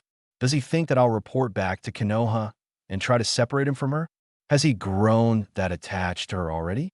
Minato-sensei, I wonder what you would do in this situation. Would you say to gain his trust? Kakashi-sensei, where are going now? Hinata asked suddenly. Kakashi started and resumed his original search. For now, I'm looking for someone who might have some information. Kakashi told them. He led them down an alley. Be wary of attack. This street, when I was younger, was where you waited for someone who might have the information you seek. Also, this area is also for turf wars and, oftentimes, muggings and or murders of those who sought the information. Hinata and Naruto loosened their weapons pouch in their legs, not openly declaring violent intent. Kit, there's someone waiting in the shadows. Kitsune warned, a tall woman, focusing intently on you and only you. But she's not even armed. I think she wants to talk to you for some reason. I suggest we do it. There's something familiar about her, from your oldest memories by the way, that's calling out. Then let's do just that. Naruto agreed, pulling his arm gently out of Hinata's grip and running forward. Naruto, what do you think you're doing? Kakashi demanded quickly. We need to stick together, he exclaimed. Naruto ignored this and slowed down as he entered the shadow where she was waiting. We won't hurt you, he promised softly. So will you come out?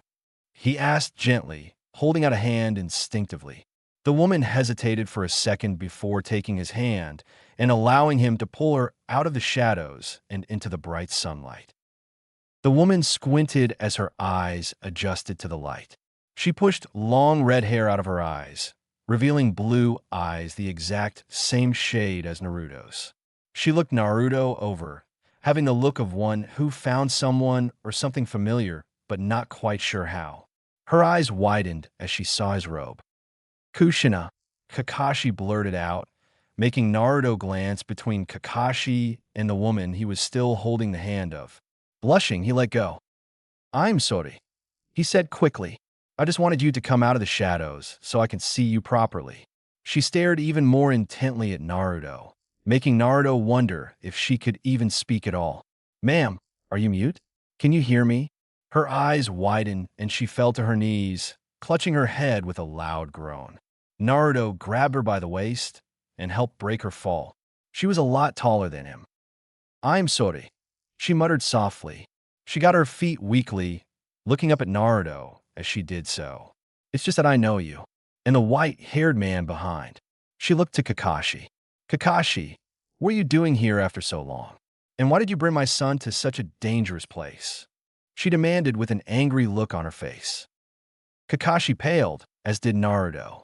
Kakashi-sensei, is that true? He asked loudly, staring intently at his sensei. Kushina, Kakashi murmured. What are you doing here? Chapter 9. What the heck is going on here? Naruto demanded loudly, first pointing at Kakashi and then to Kushina. Not even a genius will be able to straighten this out with this little information, Naruto exclaimed, tempted to just go slam his head against the wall. Kakashi put a hand on his shoulder now. Relax. I think we're all in the mood for some answers.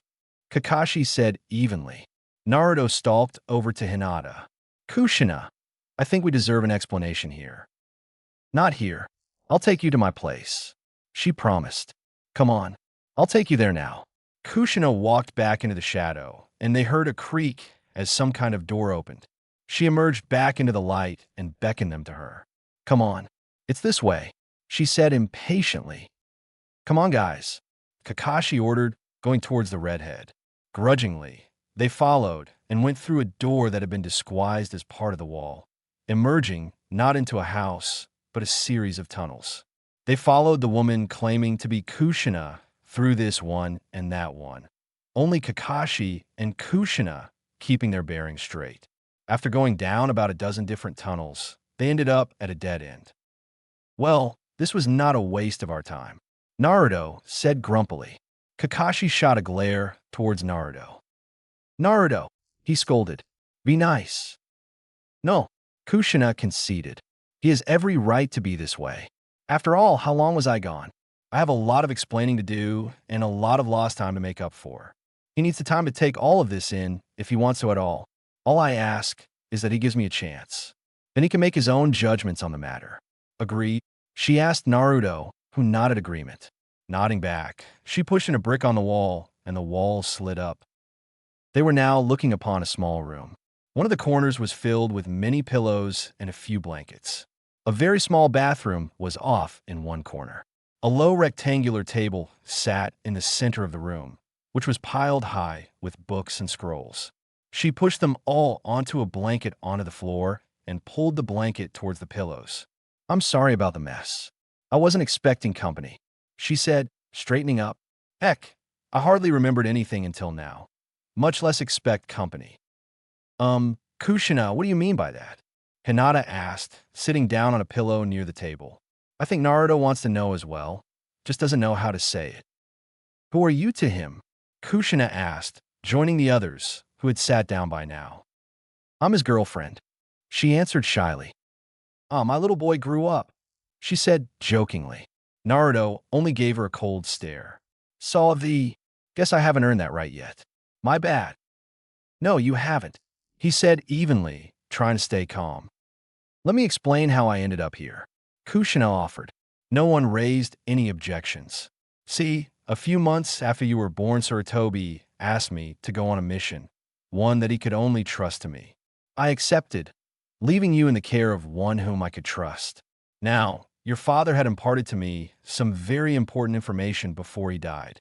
I got into some trouble on the mission and did the only thing I could think of, doing a memory-wiping jutsu on myself, making myself forget anything and everything that had to do with you, or Konoha. I was hoping someone would come after me and jog my memory, or at least take me someplace where I could remember.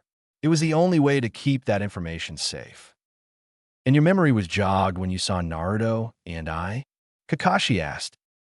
Partly, Kushina admitted. It was the robe Naruto was wearing. I made it for him and remembered all the hours I put into it. Kushina looked at Naruto's hand and saw the ring. I see you're wearing the ring your father left you. Do you know what it does? I know what it does, Naruto admitted, starting to trust her.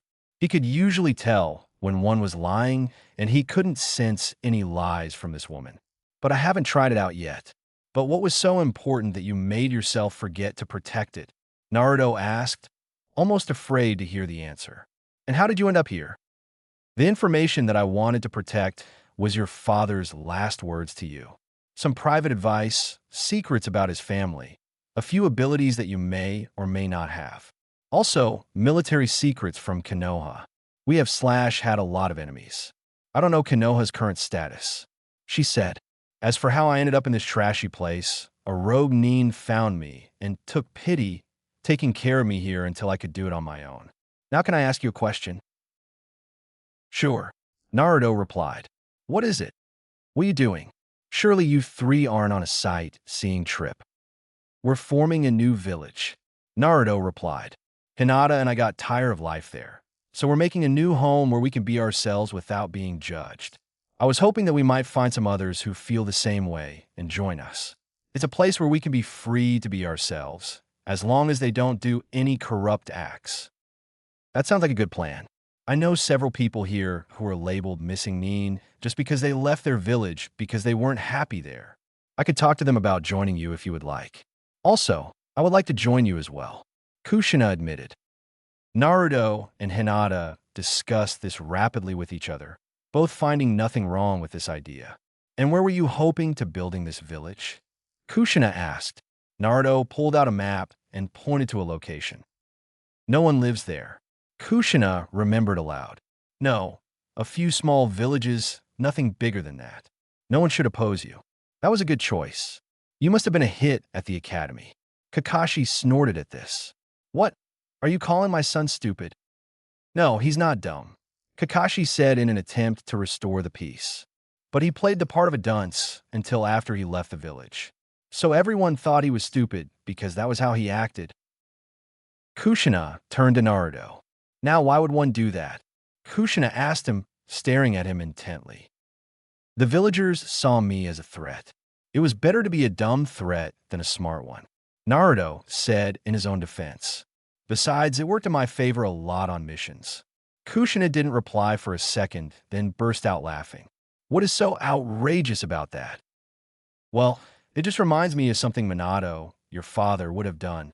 I'll see who I can get here tonight so you can talk to them. In the meantime, you all should lay low here. We don't know whose attraction you could have gotten. Kushina suggested. There's food in a box near the bed if you are hungry. I'll be back in a few hours, she said as she left the room, shutting the door behind her. Kushina returned a few hours later to her hidden room, just like she would. She cast a bemused expression towards her guest, finding that she had one more guest now than she had when she had left. Kakashi was settled in on the cushions, reading a book. Kushina noted that it was the latest Aika book. Hinata was meditating in the corner, her eyes shut. Kushina could sense the chakra rotating through the girl's body. And Naruto was sitting near the table, making the ring on his middle finger take one shape after another.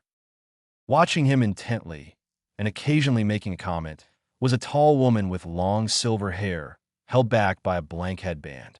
Brownish-red eyes squinted every now and then, focusing exclusively on Naruto and his experimentings. The woman wore a tight red V-neck shirt, black fishnet visible underneath, going past the sleeves, which stopped at the shoulders and down to her shoulders. Her lower bottom was covered with a pair of black shorts, knee-high shinobi sandals on the rest of her legs. Naruto, who is this? Kushina asked evenly, not remembering letting such a woman into her home. This woman was one who she would remember letting in. This is Kitsune, he answered, returning the ring to normal. She is in one of her physical forms, and actually the demon who attacked Konoha and was sealed into me as a baby. He continued, now giving full attention to his mother. But I won't reveal anything else without her permission. I already know, Kushina said, sitting across from Naruto on the floor. Your father's family had long been making friendships and deals with demons, as the rest of the world called them cruelly. He knew that most of them were not actually cruel or evil. The evil acts that they did was brought on by some stupid human's actions. So, someone with a brain, and someone who actually uses it, Kitsune stated, clearly impressed. She held out a slender hand. I believe that it is a custom of you humans to shake hands during a formal introduction. I am Kyubi no Kitsune, though you may call me Kitsune, as Kit does here. Kushina shook it with a smile. You have a question? Ask, and if I can answer, I will. Well, I knew of the steps and changes that would take place, including your new ability to take a human form. But I'd always thought that the human form would have fox ears and a tail. Kushina admitted sillily. I know it's silly, but it's what I thought. Grinning ferally, Kitsune made her ears and tail pop out. I can hide them at will, Kitsune explained, flicking her tail lightly. Kushina couldn't miss the strength and stamina that this woman had. She had a feeling that if Kitsune wanted to, she could easily wreak chaos anywhere she chose with no problem. And yes, I could. Kitsune agreed, reading Kushina's mind easily. But I won't. When I was living in the mountains away from civilization, my only desire was to live in peace. Now it's to protect Naruto here, and I know he would not approve of that. And he could even still stop me, as I'm still technically sealed into him. Were you invisible when you came in? I didn't see you enter. Kushina asked. Let me guess, you were in your fox form, also smaller, riding somewhere in their bags or something. Kitsune smiled and nodded. Actually, in his pocket, she said, jerking a thumb towards Naruto. Kid, I think you got your brains from your mom. Granted, Minato was smart, but extremely airheaded. Unless you got him mad, then few people could stop him. Naruto grimaced at being compared to his parents. Kitsune ruffled his hair in response. Like it or not, I consider you my kid. You have 3 parents, 2 of whom are in a good position to embarrass you. Kushina, what did you mean by powers earlier? You said Naruto may have some powers.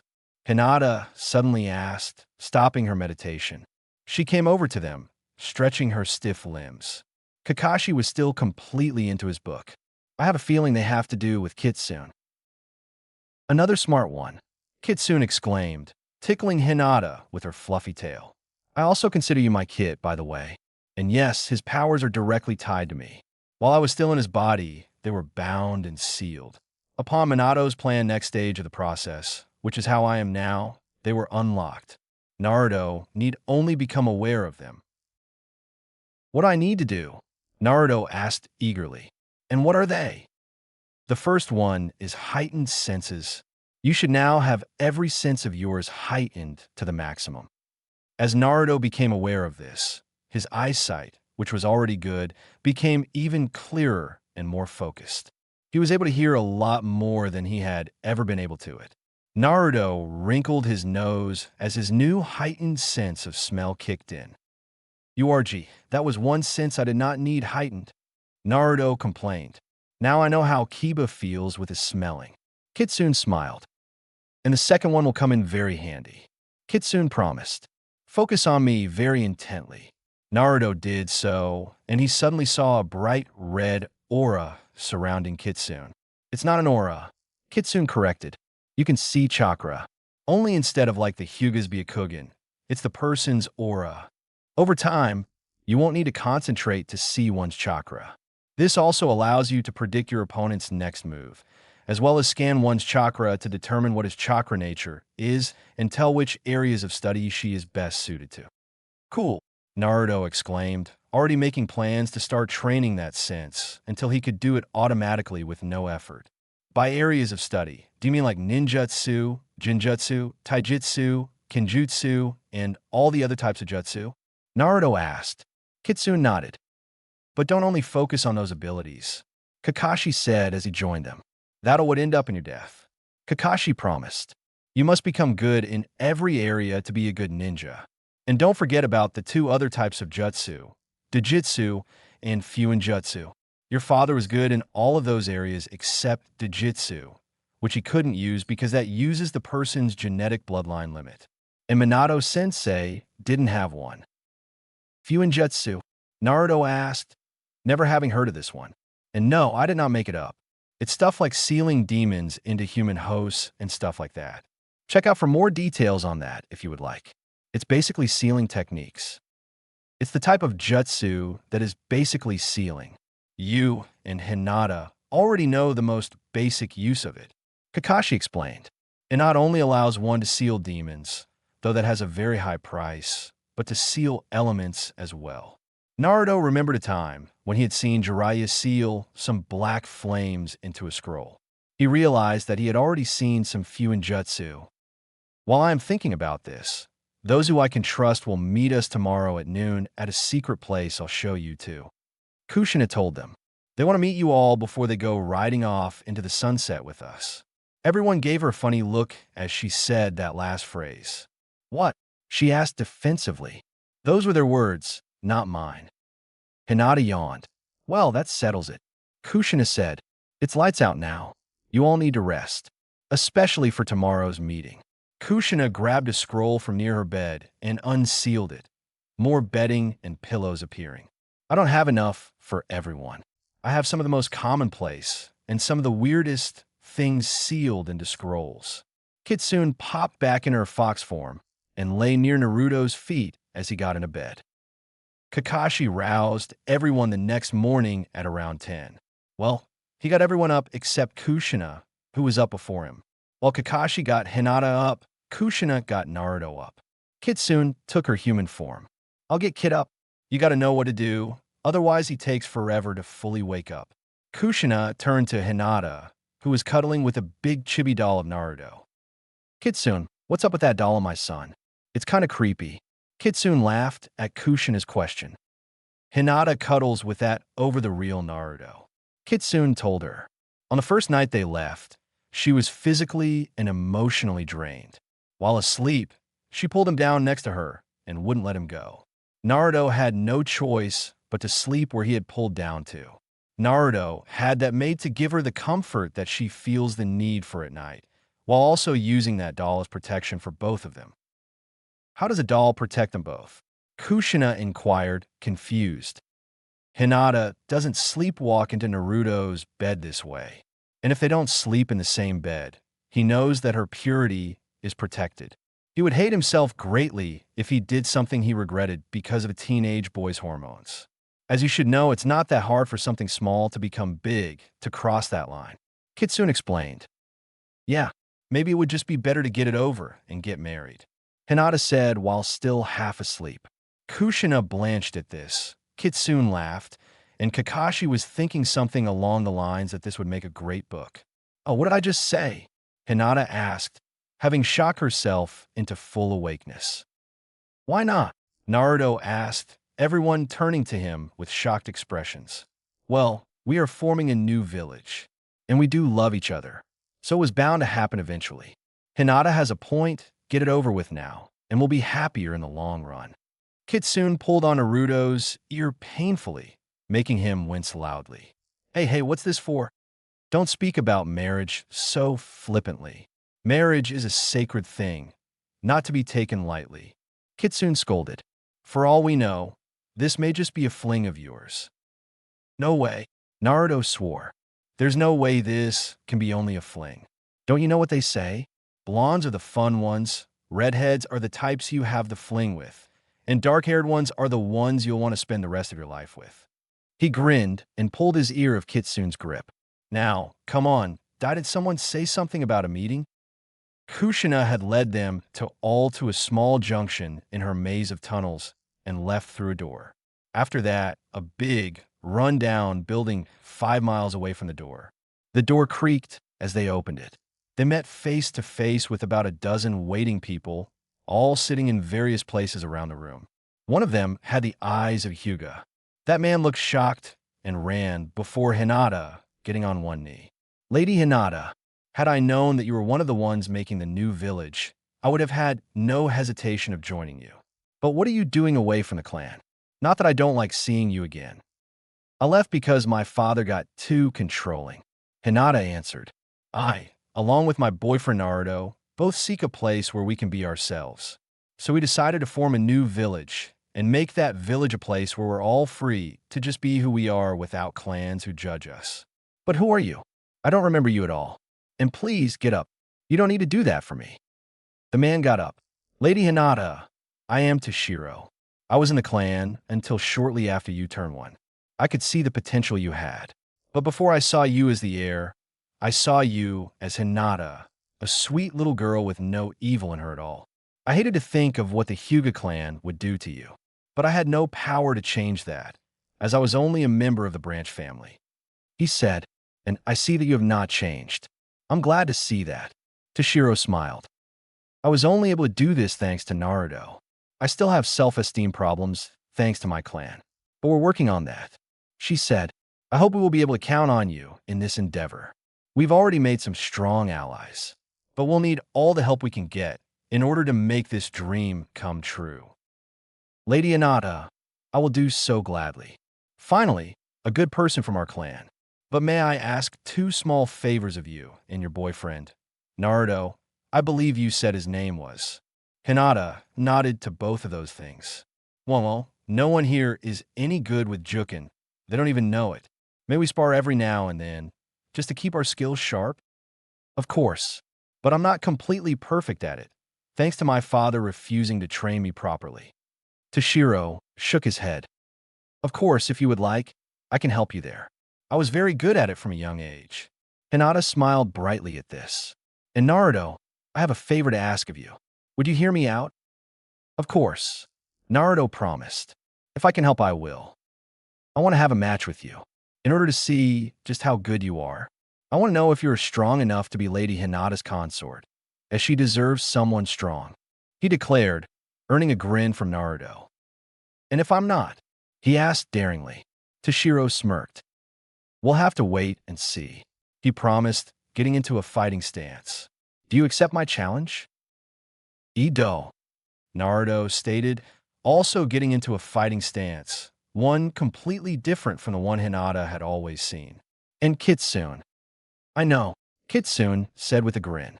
This is a fight between men. I'm going to let you handle this one on your own. Make us proud. Many of the people watching the match going on outside the building weren't sure what exactly to think. Yes, Naruto and Toshiro had started their match now, but while trying to beat the crap out of each other, they were also exchanging pleasantries. Who exactly is this guy? A tall blonde asked. Said blonde was hanging upside down on a tree branch, gripping with his knees. Not only does he want to talk to Toshiro in a friendly manner as they fight, he nods even-winded despite this. The man forgot to continue gripping with his knees, crashing to the ground head first. A shorter woman with bright oranger hair ran to his side. Danston, she exclaimed, searching for injuries. Idiot, you gave yourself a concussion. Stay still, I'll heal it.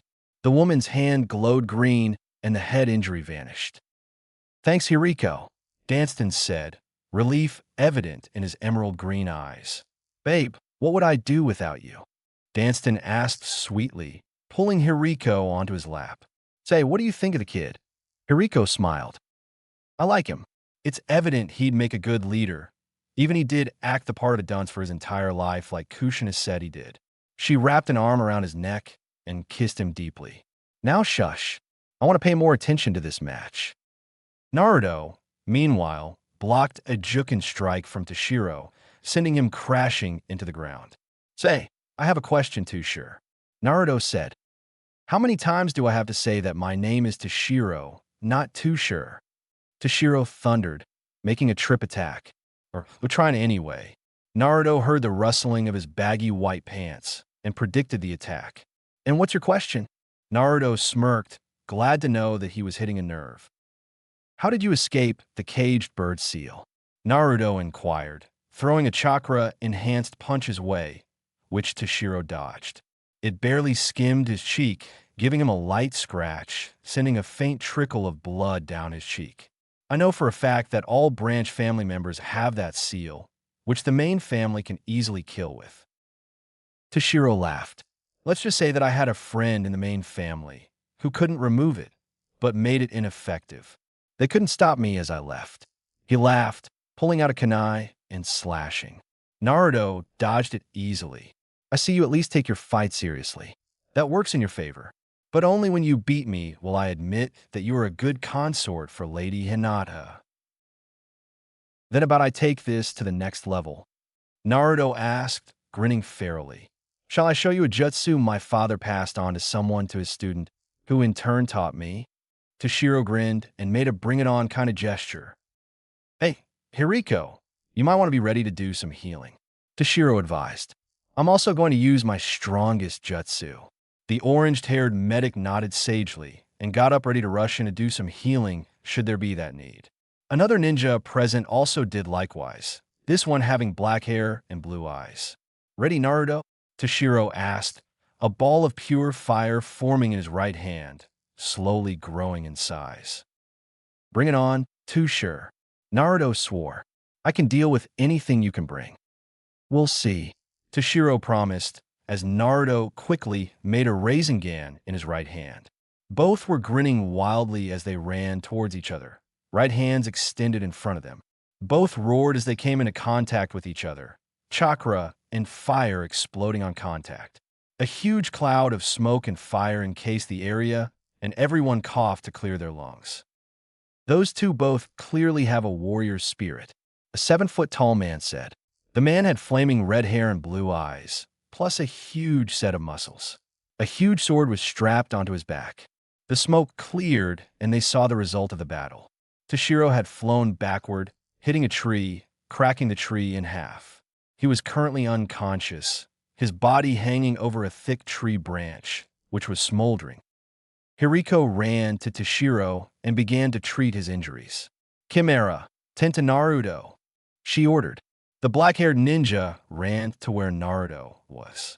He was laying 20 feet away from Toshiro. On his side, scorch marks on his clothes and body. Blood dripped from a wound on his arm and forehead. It looked as if he had taken the complete blow of Toshiro's attack. Toshiro seemed to have taken all of Naruto's attack. Naruto, however, got up before Chimera reached him. Staggering to his feet shakily, he spoke. "Is that enough for you?" he asked, dazed. "If it's for Hinata, I'll do what I need to." Toshiro stirred as he woke up, and he sat up dizzily. Hiriko helped him up. "I admit defeat," Toshiro confessed, allowing Hiriko to help up stand up. "I will gladly serve you and Lady Hinata." Naruto fell back onto the ground with a curse. "Ow," he said simply. Chimera was silent as she treated Naruto's injuries. "Thank you. What's your name? I couldn't hear it earlier."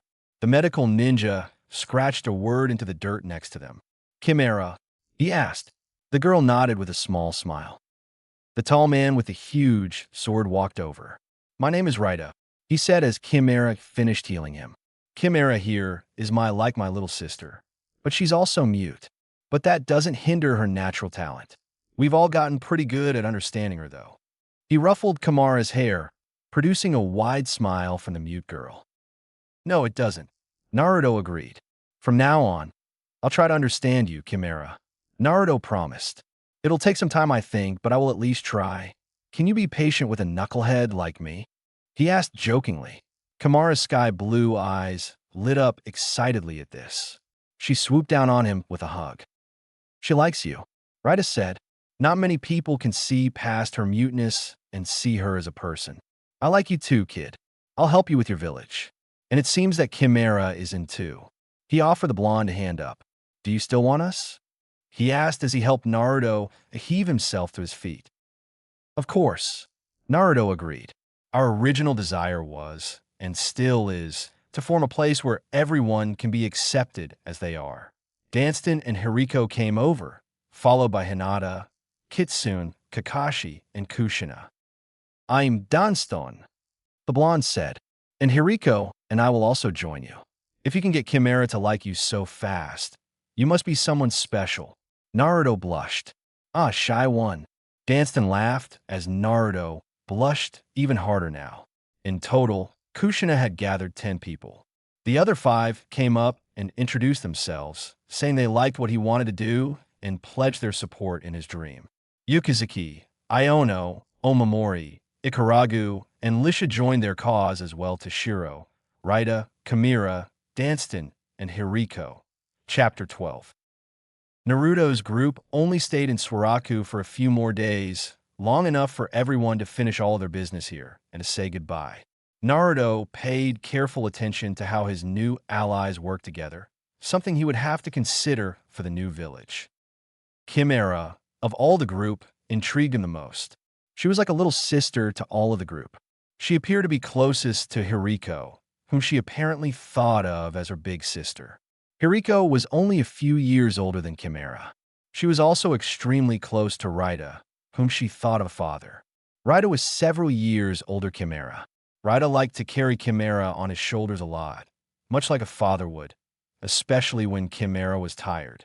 And while all of the group clearly doted on the mute young medical Nin, she was not spoiled. Chimera, Raida, Hiriko, and Naruto's group also sat down and explained some of the ways that Chimera communicated with them. She had specific signs for things like hunger, exhaustion, help, and just plain wanting to hang out with her friends. Naruto did his best to memorize all of this, still knowing that despite his memorizing the stuff, it would still take a while for them to become proficient in communicating with each other. But Chimera knows that and understands. Danston said when Naruto pointed this out, "We all know, and especially Chimera knows, that you're at least willing to try and give a chance. Not many people are willing to do that." "How old is she?" Naruto asked. Danston laughed. Take a guess. He said, I'd say 15, after observing many people and making an educated guess. He answered, How close am I? Danston smiled. 16, not 15, which makes Hiriko, who is only 4 years older than her, 20. Aren't you only 17? As is Hinata, Naruto replied. If it's for her, I'd do anything. She actually saved me life, which was when I realized my feelings for her. See, I can be a bit dense on some subjects, and love is one of them. He grinned. But despite all of that, she never gave up on me. She too wanted to leave, mainly to get away from her clan. I'm surprised no one has tried to bring her back yet. She not only left the clan without permission, but she was also the heir to the clan. Toshiro won't let anyone bring her back to the clan. Raita said, I was just talking to him. He said neither you nor Hinata would return to Konoha against your will if he could help it. Raita pulled some of his red hair out of the way. He really is devoted to Hinata. Chimera ran up excitedly to Naruto, a red and silver ball of fur in her arms gently.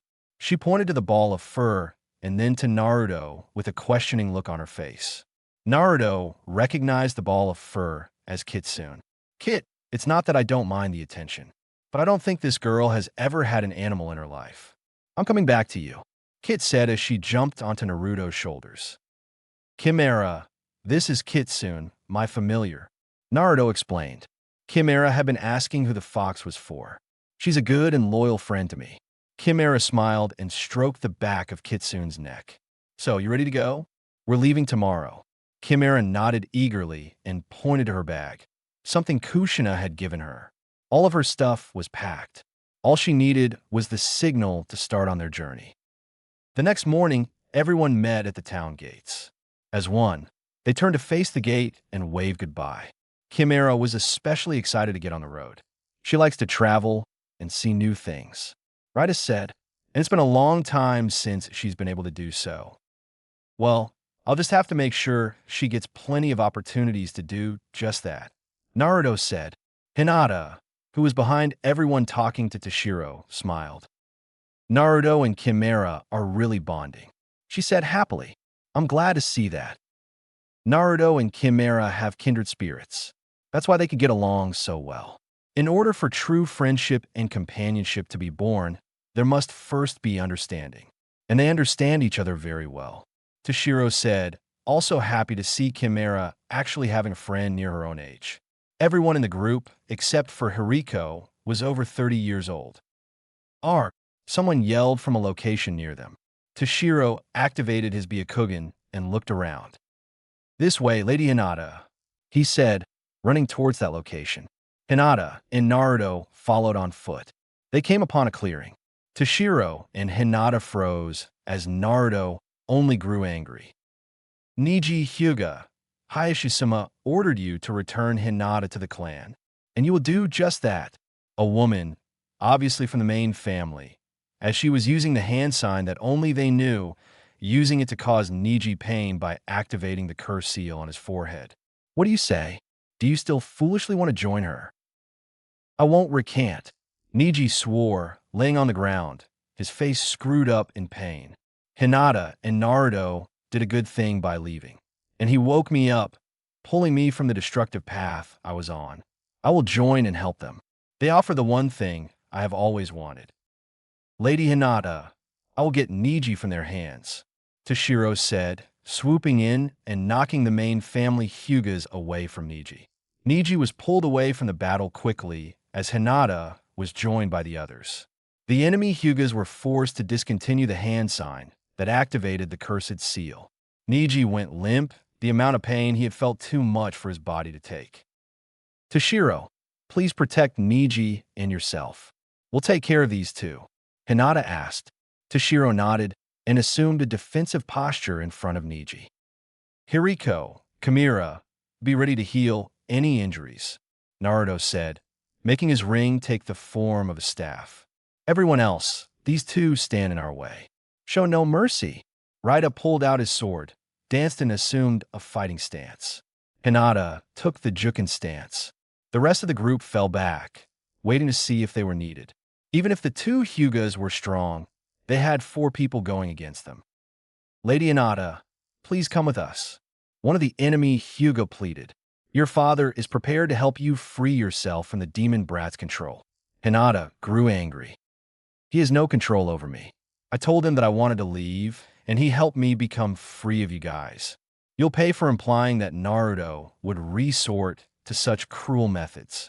You don't know him at all, she yelled, charging in, aiming a well-targeted juken strike towards the woman who had insulted Naruto. He and I are one. No one will separate us. She whispered in a dangerously low voice in her ear as the woman collapsed to the ground. Kakashi's sweat dropped at such a fierce show of strength from Hinata. Remind not to tick her off from now on, he said nervously.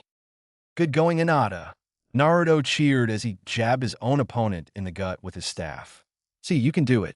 Naruto brought his staff around and tripping the man as he went to his knees. Danston, who had joined Naruto when the fight had begun, quickly broke the man's neck. He did the same to the one Hinata had just defeated. Hinata felt sick to her stomach, but hid the awful sensation. But she, as was everyone else here, was a ninja. Sometimes they had to do things they didn't like. At least bury them properly, she said softly. One of the others with her, one with earth-natured chakra, excavated 2 holes in the ground with her chakra. Raida carried the 2 dead into the holes, and they were covered up. Hinata now had moved over to where Niji was being treated by Hiriko and Chimera. How is he? She asked. He'll be fine, Hiriko promised. But he needs rest. I was wondering. Toshiro, do you know how to make his seal useless like what was done with yours? Toshiro nodded. I'll do it now, he said, removing Niji's forehead protector and making a special hand sign. The seal became faded, still visible, but not nearly as much. When he wakes up, he'll be free, Toshiro explained. Give the boy here, Raida said. I'll carry him until the next town. They set off again down the road, coming to a medium-sized town as the sun set. They booked rooms at a few inns, due to their large number, and settled down for the night. Naruto shared a room with Niji, who still had not woken up. Sweating, he opened a window, letting the cool night, noticing that Niji was sweating as well.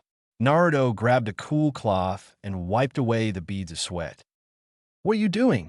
Niji demanded as his eyes opened and he shot up into a sitting position. Naruto dropped the cloth on the bed. Wait, Naruto, he asked, confused, releasing Naruto's wrists. Something feels different. Where am I? And how did I get here? One question at a time. Naruto cautioned. We heard you say that you wanted to join us. As for what I was doing, it was hot and you were sweating. I wiped away the sweat. As for where we are, we've stopped for the night and we'll start again in the morning. Raida carried you here as you passed out from the pain. Naruto reached for a small hand mirror. Look at your curse seal, he ordered. What? Niji trailed off as he saw how the mark had changed. What does this mean? Our friend Toshiro knows how to make that curse seal ineffective. You still have it, but it can no longer be used against you. Simply put, you're free. Naruto answered. So, do you want to come with us and make a new village with us? Naruto asked with a smile. I would like that, Niji replied. But there is something you should know, he said gravely. Hayashi threatened to use the curse seal against me if I didn't infiltrate your group and take care of you. But I won't do that now, since they have no power over me anymore. Now that you know that, will you still let me join you? Naruto extended a hand out. Let me tell you the name of the village we are making. Naruto told him, or the name I would like it to have. Shinsei no Sato, Village of Rebirth. If you want to come, you be welcome to join us. Niji shook Naruto's hand. Then he found his forehead protector, which had been placed within arm's reach of Niji's hand, and dropped it onto the floor. I want to, he said happily, stomping on the forehead protector. Consider me your newest follower. Niji woke up the next morning feeling better than he ever had in his life. Oh yeah, my seal has been made useless. I'm free. Niji remembered, and he gladly admitted that he liked this feeling. No one back with the clan had any idea that he had just deserted his clan. But I have apologized to Hinata and thanked the one who made my seal useless. Toshiro, wasn't it? Someone knocked on the door, and Niji answered it. It was a man with black hair and pale eyes. Hyuga eyes. He wore wide baggy pants and an open half jacket, kind of like Grimjow's from Bleach. Someone actually already compared them to Bleach characters in a review. By the way, this is a better description of Toshiro. The man also had a bandana covering the top of his head. "Ah, you're awake," the man said, stepping into the room. "My name is Toshiro, formerly of the Branch family, as I'm told you are now. Naruto-sama has informed us that you have joined us. Welcome to the group." "You are the one who freed me from the cursed seal?" Niji asked. "That would be me. We're having breakfast downstairs. Lady Hinata has asked me to check on you, and to also ask you to join us. Shall we go?" Niji nodded and followed Toshiro out of the room and down a set of stairs. "Thank you," Niji said, "for freeing me from that family. I feel free now, something I think you may understand." Niji smiled. "Ido, and you're welcome. It feels nice, doesn't it?" Niji nodded warmly, feeling very happy. "How did you get along with Lady Hinata and Naruto-sama before they left? They speak of you quite fondly." "I respected Naruto as a comrade before. Now I respect him even more for doing something that I never had the courage to do. He broke away from it all. As for Hinata, we didn't get along that well. I'm going to give her an apology, but I don't understand why they speak so nicely of me. After all, I nearly killed Hinata in the Chunin exams. And Naruto always didn't like the Hyuga clan, especially before Naruto went on his 2.5-year training trip." "Naruto-sama could tell that you had changed," Toshiro said. "He played the part of a dunce in Konoha to fool everyone. Now that he's left, he's let his true self show. He really is a genius." "Naruto played the part of dunce?" Niji asked, shocked, as they finished going downstairs. He remembered their fight in the Chunin exams, the clever trick he had played by emerging from the ground and socking the daylights out of Niji. He had always thought it just dumb luck. But had the fight been cleverly planned the whole time? Toshiro grinned as Niji realized this. "We're here," Toshiro said, emerging into a large dining room. Everybody looked up as they entered. Naruto grinned from his seat, a young girl sitting next to him. Curiosity filled the girl's eyes, and she waved to Niji eagerly. Niji waved back, and next to the girl sat a huge man. Standing, he would have been 7 feet tall. Flame-color hair, blue eyes, huge muscles. Hinata sat on the other side of Naruto. "Niji," Naruto said energetically. "Sit down, and I'll introduce everyone." Niji sat down, and one of the inn's employees brought us some breakfast. "You already know Kakashi and Hinata, but this is my mom, Kushina," he said, pointing a woman who looked nothing like him on the other across the table. "Nothing except for the blue eyes. And the rest of these guys are some of my mom's friends who have agreed to help us form the village. Of course, that makes them my friends now, too." He grinned, introducing each one to him by name now. "It's nice to meet you all," Niji said. "Lady Hinata, Naruto, thank you for allowing me to join you." "Please, just Hinata will do. Toshiro won't stop using lady in my name, but I would like it if you just called me Hinata." Hinata said. "Can I work into it? It's going to take a little while to get used to that." Niji said sheepishly. "Yeah, Niji is a bit OOC. I'll explain that shortly. It looks like Tusher freed you from more than just the seal on your forehead." Naruto commented. "I don't recall ever seeing Niji like this. What about you, Hinata?" Hinata shook her head no. "So what's brought about this change? We knew that you have had a change of heart, but we didn't expect it to change you this much." "Allow me to explain," Toshiro asked. "The caged bird seal, while giving the main family power over those who have it on their foreheads, also suppresses the mind. Not only do they have the fear that someone will activate it, causing a slight case of depression, a lot of times, it causes the mind to work differently. Over time, Niji would have ended up as most branch members, stiff and robotic, so to say, in nature. Now that its power no longer works, the brain is starting to work as it naturally should, releasing his mind from the barriers that it put up. The barriers are meant to drain away, just enough to affect us, personality and feelings, as well as prevent traitorous thoughts from popping up." Hinata shuddered. "I had no idea." she said. As heir, I should have known this. Her head dropped, clearly depressed again. Hayashi never saw you as an heir, Naruto told her gently. So he never bothered to tell you this. Now cheer up, please. He begged. I've gotten so used to seeing the happy you. Seeing you depressed again bothers me. After a few seconds of this, she still didn't cheer up. Sighing, he suddenly kissed her, making Niji's jaw drop. Now see here. We're no longer of that place. Be free to be yourself. Don't let that bastard have power over you any longer. Hinata smiled as she was released from the kiss, which had been short but passionate. You're right, she said sillily. Oh, by the way, Niji, Naruto, and I are dating, she added, seeing his expression. I'm a completely different person now, as are you. Welcome to our family. Instinctively, Niji almost thought something to the effect of that she shouldn't date someone from outside the clan. The most important thing now is that she's happy. Who cares about that clan anymore? Not her, not Toshiro, and not me. Niji reminded himself. Instead, he smiled. I'm happy for you too. He told them, started to eat his own food now. Hinata and Naruto looked shocked for a second, then turned to each other and smiled, now starting to eat themselves. And to think that she could have been like this all along. Who would have thought? Niji observed his new family, as Hinata had put it. They were obviously a tight-knit group.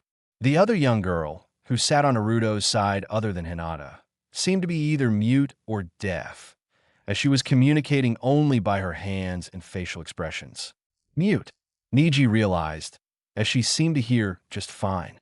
But no one seemed to mind this. It'd be nice if we could get some more of our own generation from Konoha here with us. Well, maybe after we form the village, we might be able to convince some of them to join us. He smiled again. What are you thinking about? Someone asked quietly from behind him. Niji turned around and saw Naruto and Hinata there. Come on, don't be shy, they encouraged. Niji looked up at them. Well, I was thinking how it might be nice to get some of our generation from Konoha to join us. Niji replied, pushing his empty plate away from him. You know, the Konoha 12 getting back together. He blushed as he thought of something. Especially the girl I like from that group. Naruto and Hinata turned to each other smiling. I know she likes me back, but I refuse to let my own wishes take prominence over the orders of Hayashi. That was really stupid of me. We were thinking the same thing. Hinata admitted guiltily. So who is it? We'll put extra effort into recruiting her. Ten, Naruto said. Niji blanched at this, confirming his suspicions. Hinata, when we go there to ask them to join us, make sure to really try to convince Ten. It's only fair that they feel the happiness we do. But I don't think it'll take much coaxing, especially if Niji does the talking. He wrapped an arm around her waist tenderly. So Niji, you want to talk to her about coming to join us? Come on, don't be held back. You're free now. Live it up. That would be nice. Niji agreed, mentally celebrating the fact that he no longer had family expectations to hold him back, that a few months had passed now. They had gotten permission to form their village from the country's leader. Now, they were all still building the main village. Even with the help of multiple shadow clones, it was still taking a while. For the first few days, they had slept in tents. Then, they had gotten the necessary supplies to start construction. Now, they had two huge buildings, one for the hospital and one which would serve as the center of town. This would have the offices that would help run the village once it really got started. Also, they had a few houses built. Naruto, Kushina, and Kitsune stayed in one of them. Niji, Toshiro, and Hinata had another. Raida and Chimera had one of their own, as did Hiriko and Danston. Yukizaki and Omamori, who actually were siblings, made their own as well. Iono, Ikaruga, and Lisha all opted to live together. Kakashi stayed with Naruto and his family. Naruto and Niji were working on a few more houses now, as they were sure that more people were going to join them soon. By now, both of them had long since ditched their shirts, allowing the sweat that they were both producing by the bucketful to fall freely. Kitsune jumped up agilely to them now. Kit, we have company, she said lightly, but I don't think that they're enemies either. Niji, want to come with? Kitsune says we have some company. Naruto asked. Niji finished nailing on the last bit roof that he was working on and put the hammer back into his tool belt. Another odd item that Kushina had sealed up. Sure, Niji said, wiping his brow. Kitsune jumped onto Naruto's shoulder as both he and Niji jumped onto the ground. They walked up to the center of town, where they saw a group of people waiting. Naruto and Niji grinned, clearly recognizing the group waiting for them. Just put it down here, an annoyed female voice said. Niji grinned, remembering very well who that voice belonged to. This is so troublesome, another voice said evenly as someone in a green jumpsuit was lowered to the ground. And this all that employee's fault.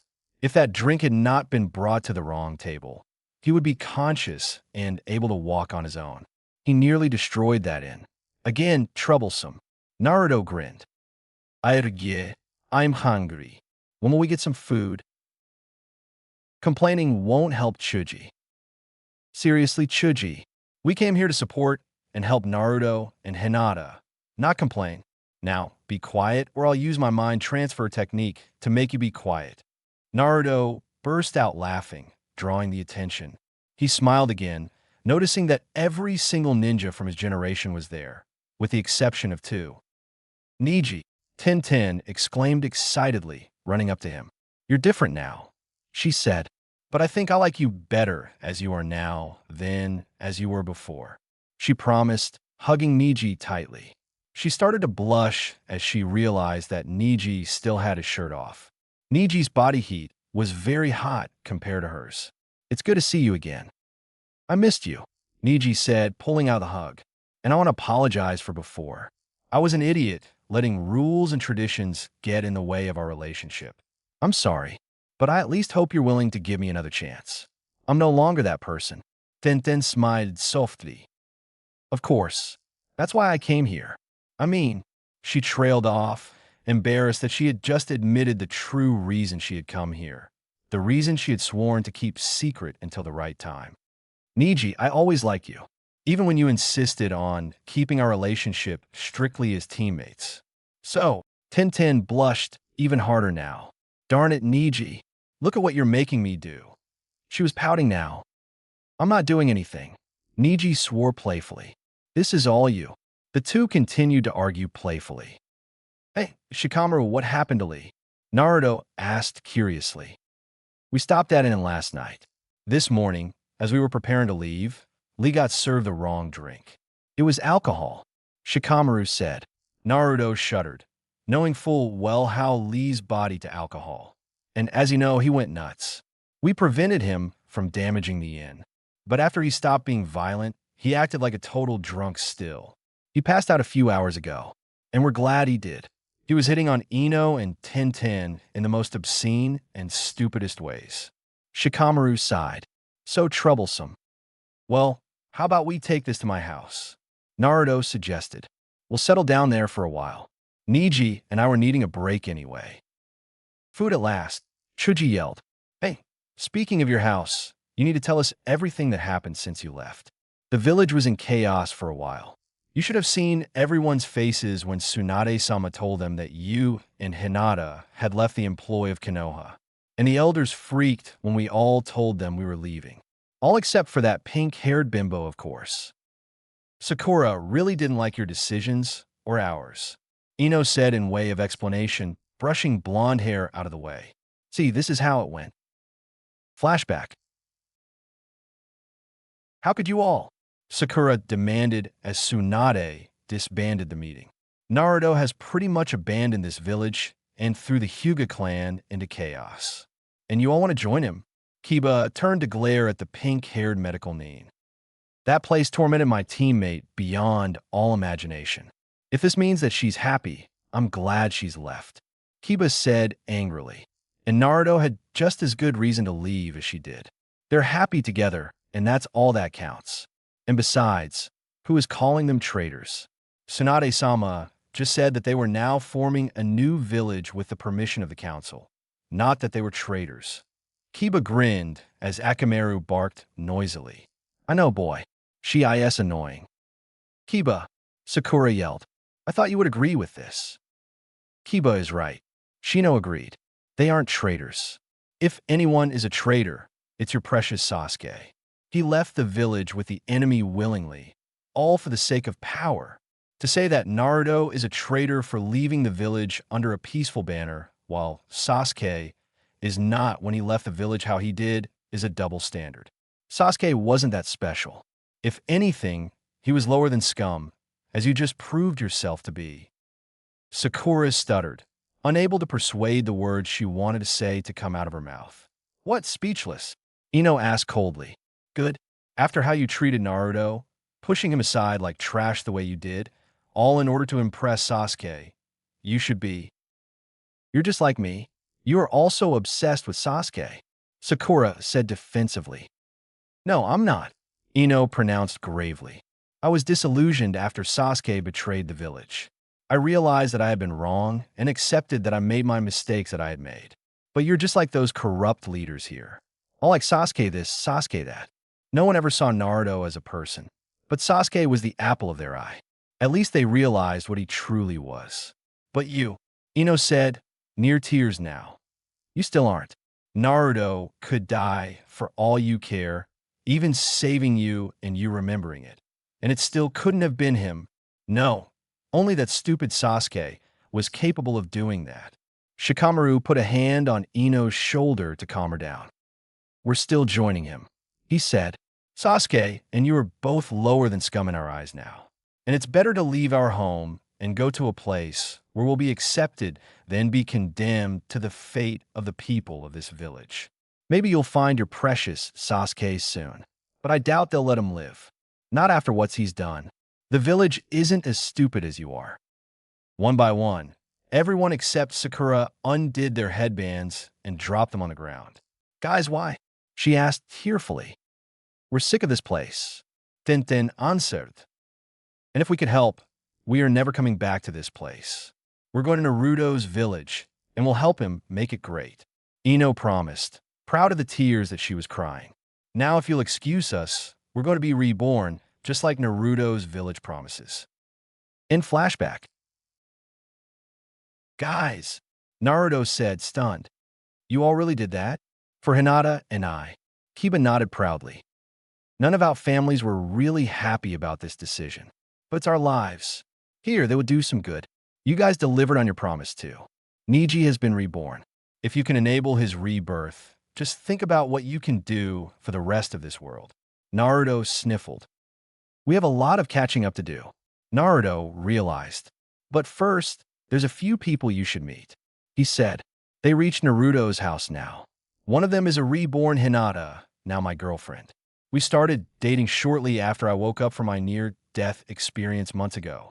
Naruto grinned. And the other one might shock you guys. They entered the house, where Kushina was taking a break herself from her construction work. Guys, this is my mom, Kushina. Mom, meet my friends. Everyone introduced themselves, Shino introducing Lee, who was still out of it. Shikamaru was last. And I'm Shikamaru Nara. We've come to help. Kushina smiled, standing to properly welcome them. Welcome then. We need all the help we can get, she said warmly. Chuji's stomach growled. Naruto, tell the others to meet in the center of town. We're having a welcome feast since we just gained so many new allies. Spread the word. Naruto sped out of the house. The last thing he heard from his house was Chuji's loud, triumphant yell. Food! Lee mumbled, holding his head in his hands as Hiriko helped him sit up. Where am I?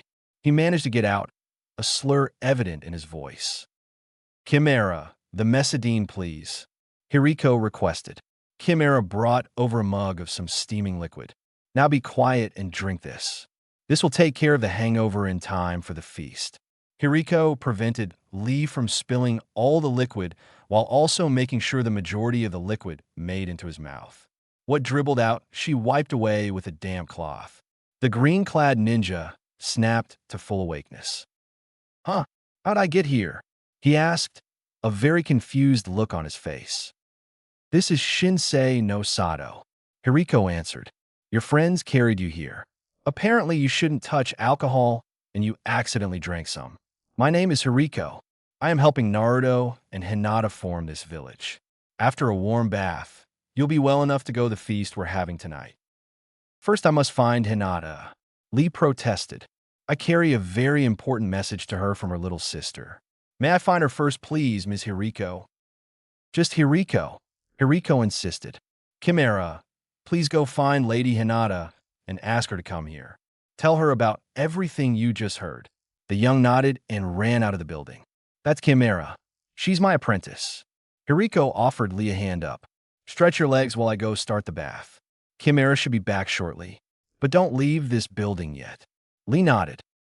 Chimera returned shortly after Hiriko left, an anxious Hinata behind her. What's this I hear about Hanabi? She asked, her voice quaking. Is everything okay? Is she in trouble? I knew I should have taken her along. Lee put a calming hand on her shoulder. Your little sister is fine, Lee assured, but she wanted you to know something. Guy-sensei and Kurenai-sensei are on their way here now, though they will only be visiting. They've taken Hanabi with because she wanted to see you badly. And the senseis want you to know that nothing will happen to her while she is under their care.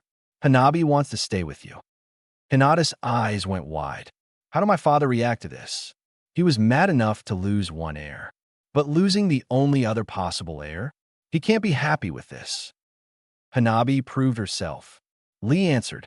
She told him that she wanted to see you.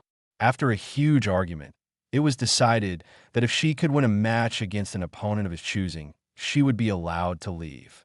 Needless to say, Hanabi kicked her opponent's butt and handed it to everyone else on a silver platter. He smiled. She really took your leaving hard. They said they would be here about a week after us. Hinata fell to her knees in relief, tears of joy coming from her eyes. Hey, what's going on? Why is my girlfriend crying? Someone demanded from the doorway. Lee looked up to see Naruto standing in the doorway, blocking the sunlight. Hinata, are you okay? He asked gently, hugging her. I'm fine. She answered joyfully. My little sister is on her way here. I felt really bad about leaving her there. But when we left the village, I had no choice. I was hoping that we could go back for her soon, but she tried to find me first. Naruto smiled and stood up, pulling Hinata up with him. Sorry about just now. Naruto apologized. It's just that I don't like to see her crying. I fought for her once already, and I wouldn't have hesitated to do so again had the situation called for it. So, you up for the feast? Now that you're back on your feet, I can explain everything that happened after Hinata and I left. Everyone else already knows. Lee, the bath is ready. Hiriko called from upstairs. Naruto grimaced. URG, so that's what it was. The alcohol off you is strong. Naruto, you've changed. Lee said, tonight, at the feast, you must tell me everything. I won't take no for an answer. He swore as he went upstairs. Oh, and by the way, someone else is coming with them, and she wants to stay. I'm sure you remember Anko-sensei. I won't hold back a single thing. Naruto swore in return. By the way, Hinata, you should know something. Niji and Tintin just hooked up. They should have done so ages ago. Hinata only smiled and laughed at this. Naruto paled as Lee left. Crap, how could we forget Anko? She was that crazy proctor from our first Chunin exam. Naruto groaned. Hinata giggled. This oughta be interesting. Chuji, save some food for everyone else. Ino scolded loudly as Chuji cleared dish after dish of food. Remember, we don't have an economy going yet as well. Use some self-control for once in your life. Chuji groaned. Naruto, once the village gets going, will you be the leader of it, or will someone else be the leader? Lee asked as he ate some of one of the salads that had been made for the feast tonight. Well, we haven't really discussed that yet, Naruto admitted. In the end, it'll be who can best lead us. And be that me or anyone else, I don't have any problems, as long as they watch out for this village and make sure we're all free to be ourselves. Naruto grinned, accepting another plate of food from Hinata. We've all talked about it, Hinata informed them. And we all think that it's only fair that since you're the one with the idea and you're the one who made the effort to start all of it, that you be the leader. Naruto grinned shyly at her words, which is why we need to make sure you're at full strength. After all, we will soon be announcing our village's existence to the world. And since we're going to take a while to become strong, we'll need to make good appearances. Shikamaru sighed and continued eating his own food. Who would have thought that I would answer to one of my own generation as my leader this soon? Tsunade was still older than us, and knowing her, probably would have lived a lot longer than us anyway while still looking only 25 years old. Shikamaru, relax. Tintin said happily from behind him. Niji was being dragged along as well, though he didn't seem to mind at the moment. Still, we'll all probably end up camping outside for a while. This village is just not big yet enough to be able to support so many shinobi. I just heard from Hinata too that Hanabi and Anko Sensei will be joining the ranks as well. But we'll be a strong village in no time. Do you realize we already have 23 shinobi when the village gets going? And more people will probably come when they hear of what we stand for. Niji pointed out in agreement. Though we will need to get a younger generation in if we are to continue to survive as a village after 20 years or so. Oi, Naruto! Kiba exclaimed from nearby. Tsunade-sama asked me to tell you to consider a special type of training. Since Kitsune is almost like exactly Akamaru here, she want me to train you in fighting with Kitsune. What? You've never seen her transform? Naruto asked blankly. Kitsune can not only fight in her fox form, but a human form as well. Maybe I'll convince to show you later. Though Kakashi-sensei might freak out, since she's apparently very hot. I wouldn't know that though, and it would make me feel very creeped out if I started to think along those lines. He laughed. Kitsune, warn everyone. I'm going to show them my human form, Kit said, jumping from his shoulder. Hey guys, Kit is about to show us her human form, aka show off. Naruto warned jestfully. Naruto felt Kit's feigned offense at this and grinned. The red and silver fox slowly turned into a human. Kakashi's nose suddenly spurted blood as Kitsune materialized in her human form. She still wore the V-neck muscle shirt and the fishnet underneath, and the same black shorts, the same shoes, and the same headband.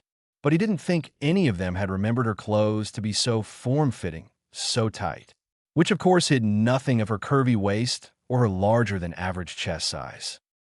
So what do you guys think? Kitsune asked flirtatiously. Naruto and Niji both blushed and attempted to keep pure thoughts in their head. Kakashi looked like he had just fallen in love at first sight, his nose still dribbling a little blood. Man, she looks hot enough to date, Kiba said smoothly. Say, Naruto, you wouldn't mind me and Kitsune dating, would ya? Naruto shook his head quickly. Keep something in mind. Naruto pointed out.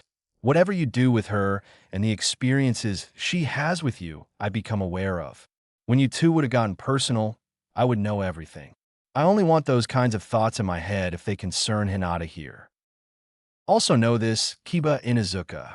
Relationships between my kind and yours are taboo.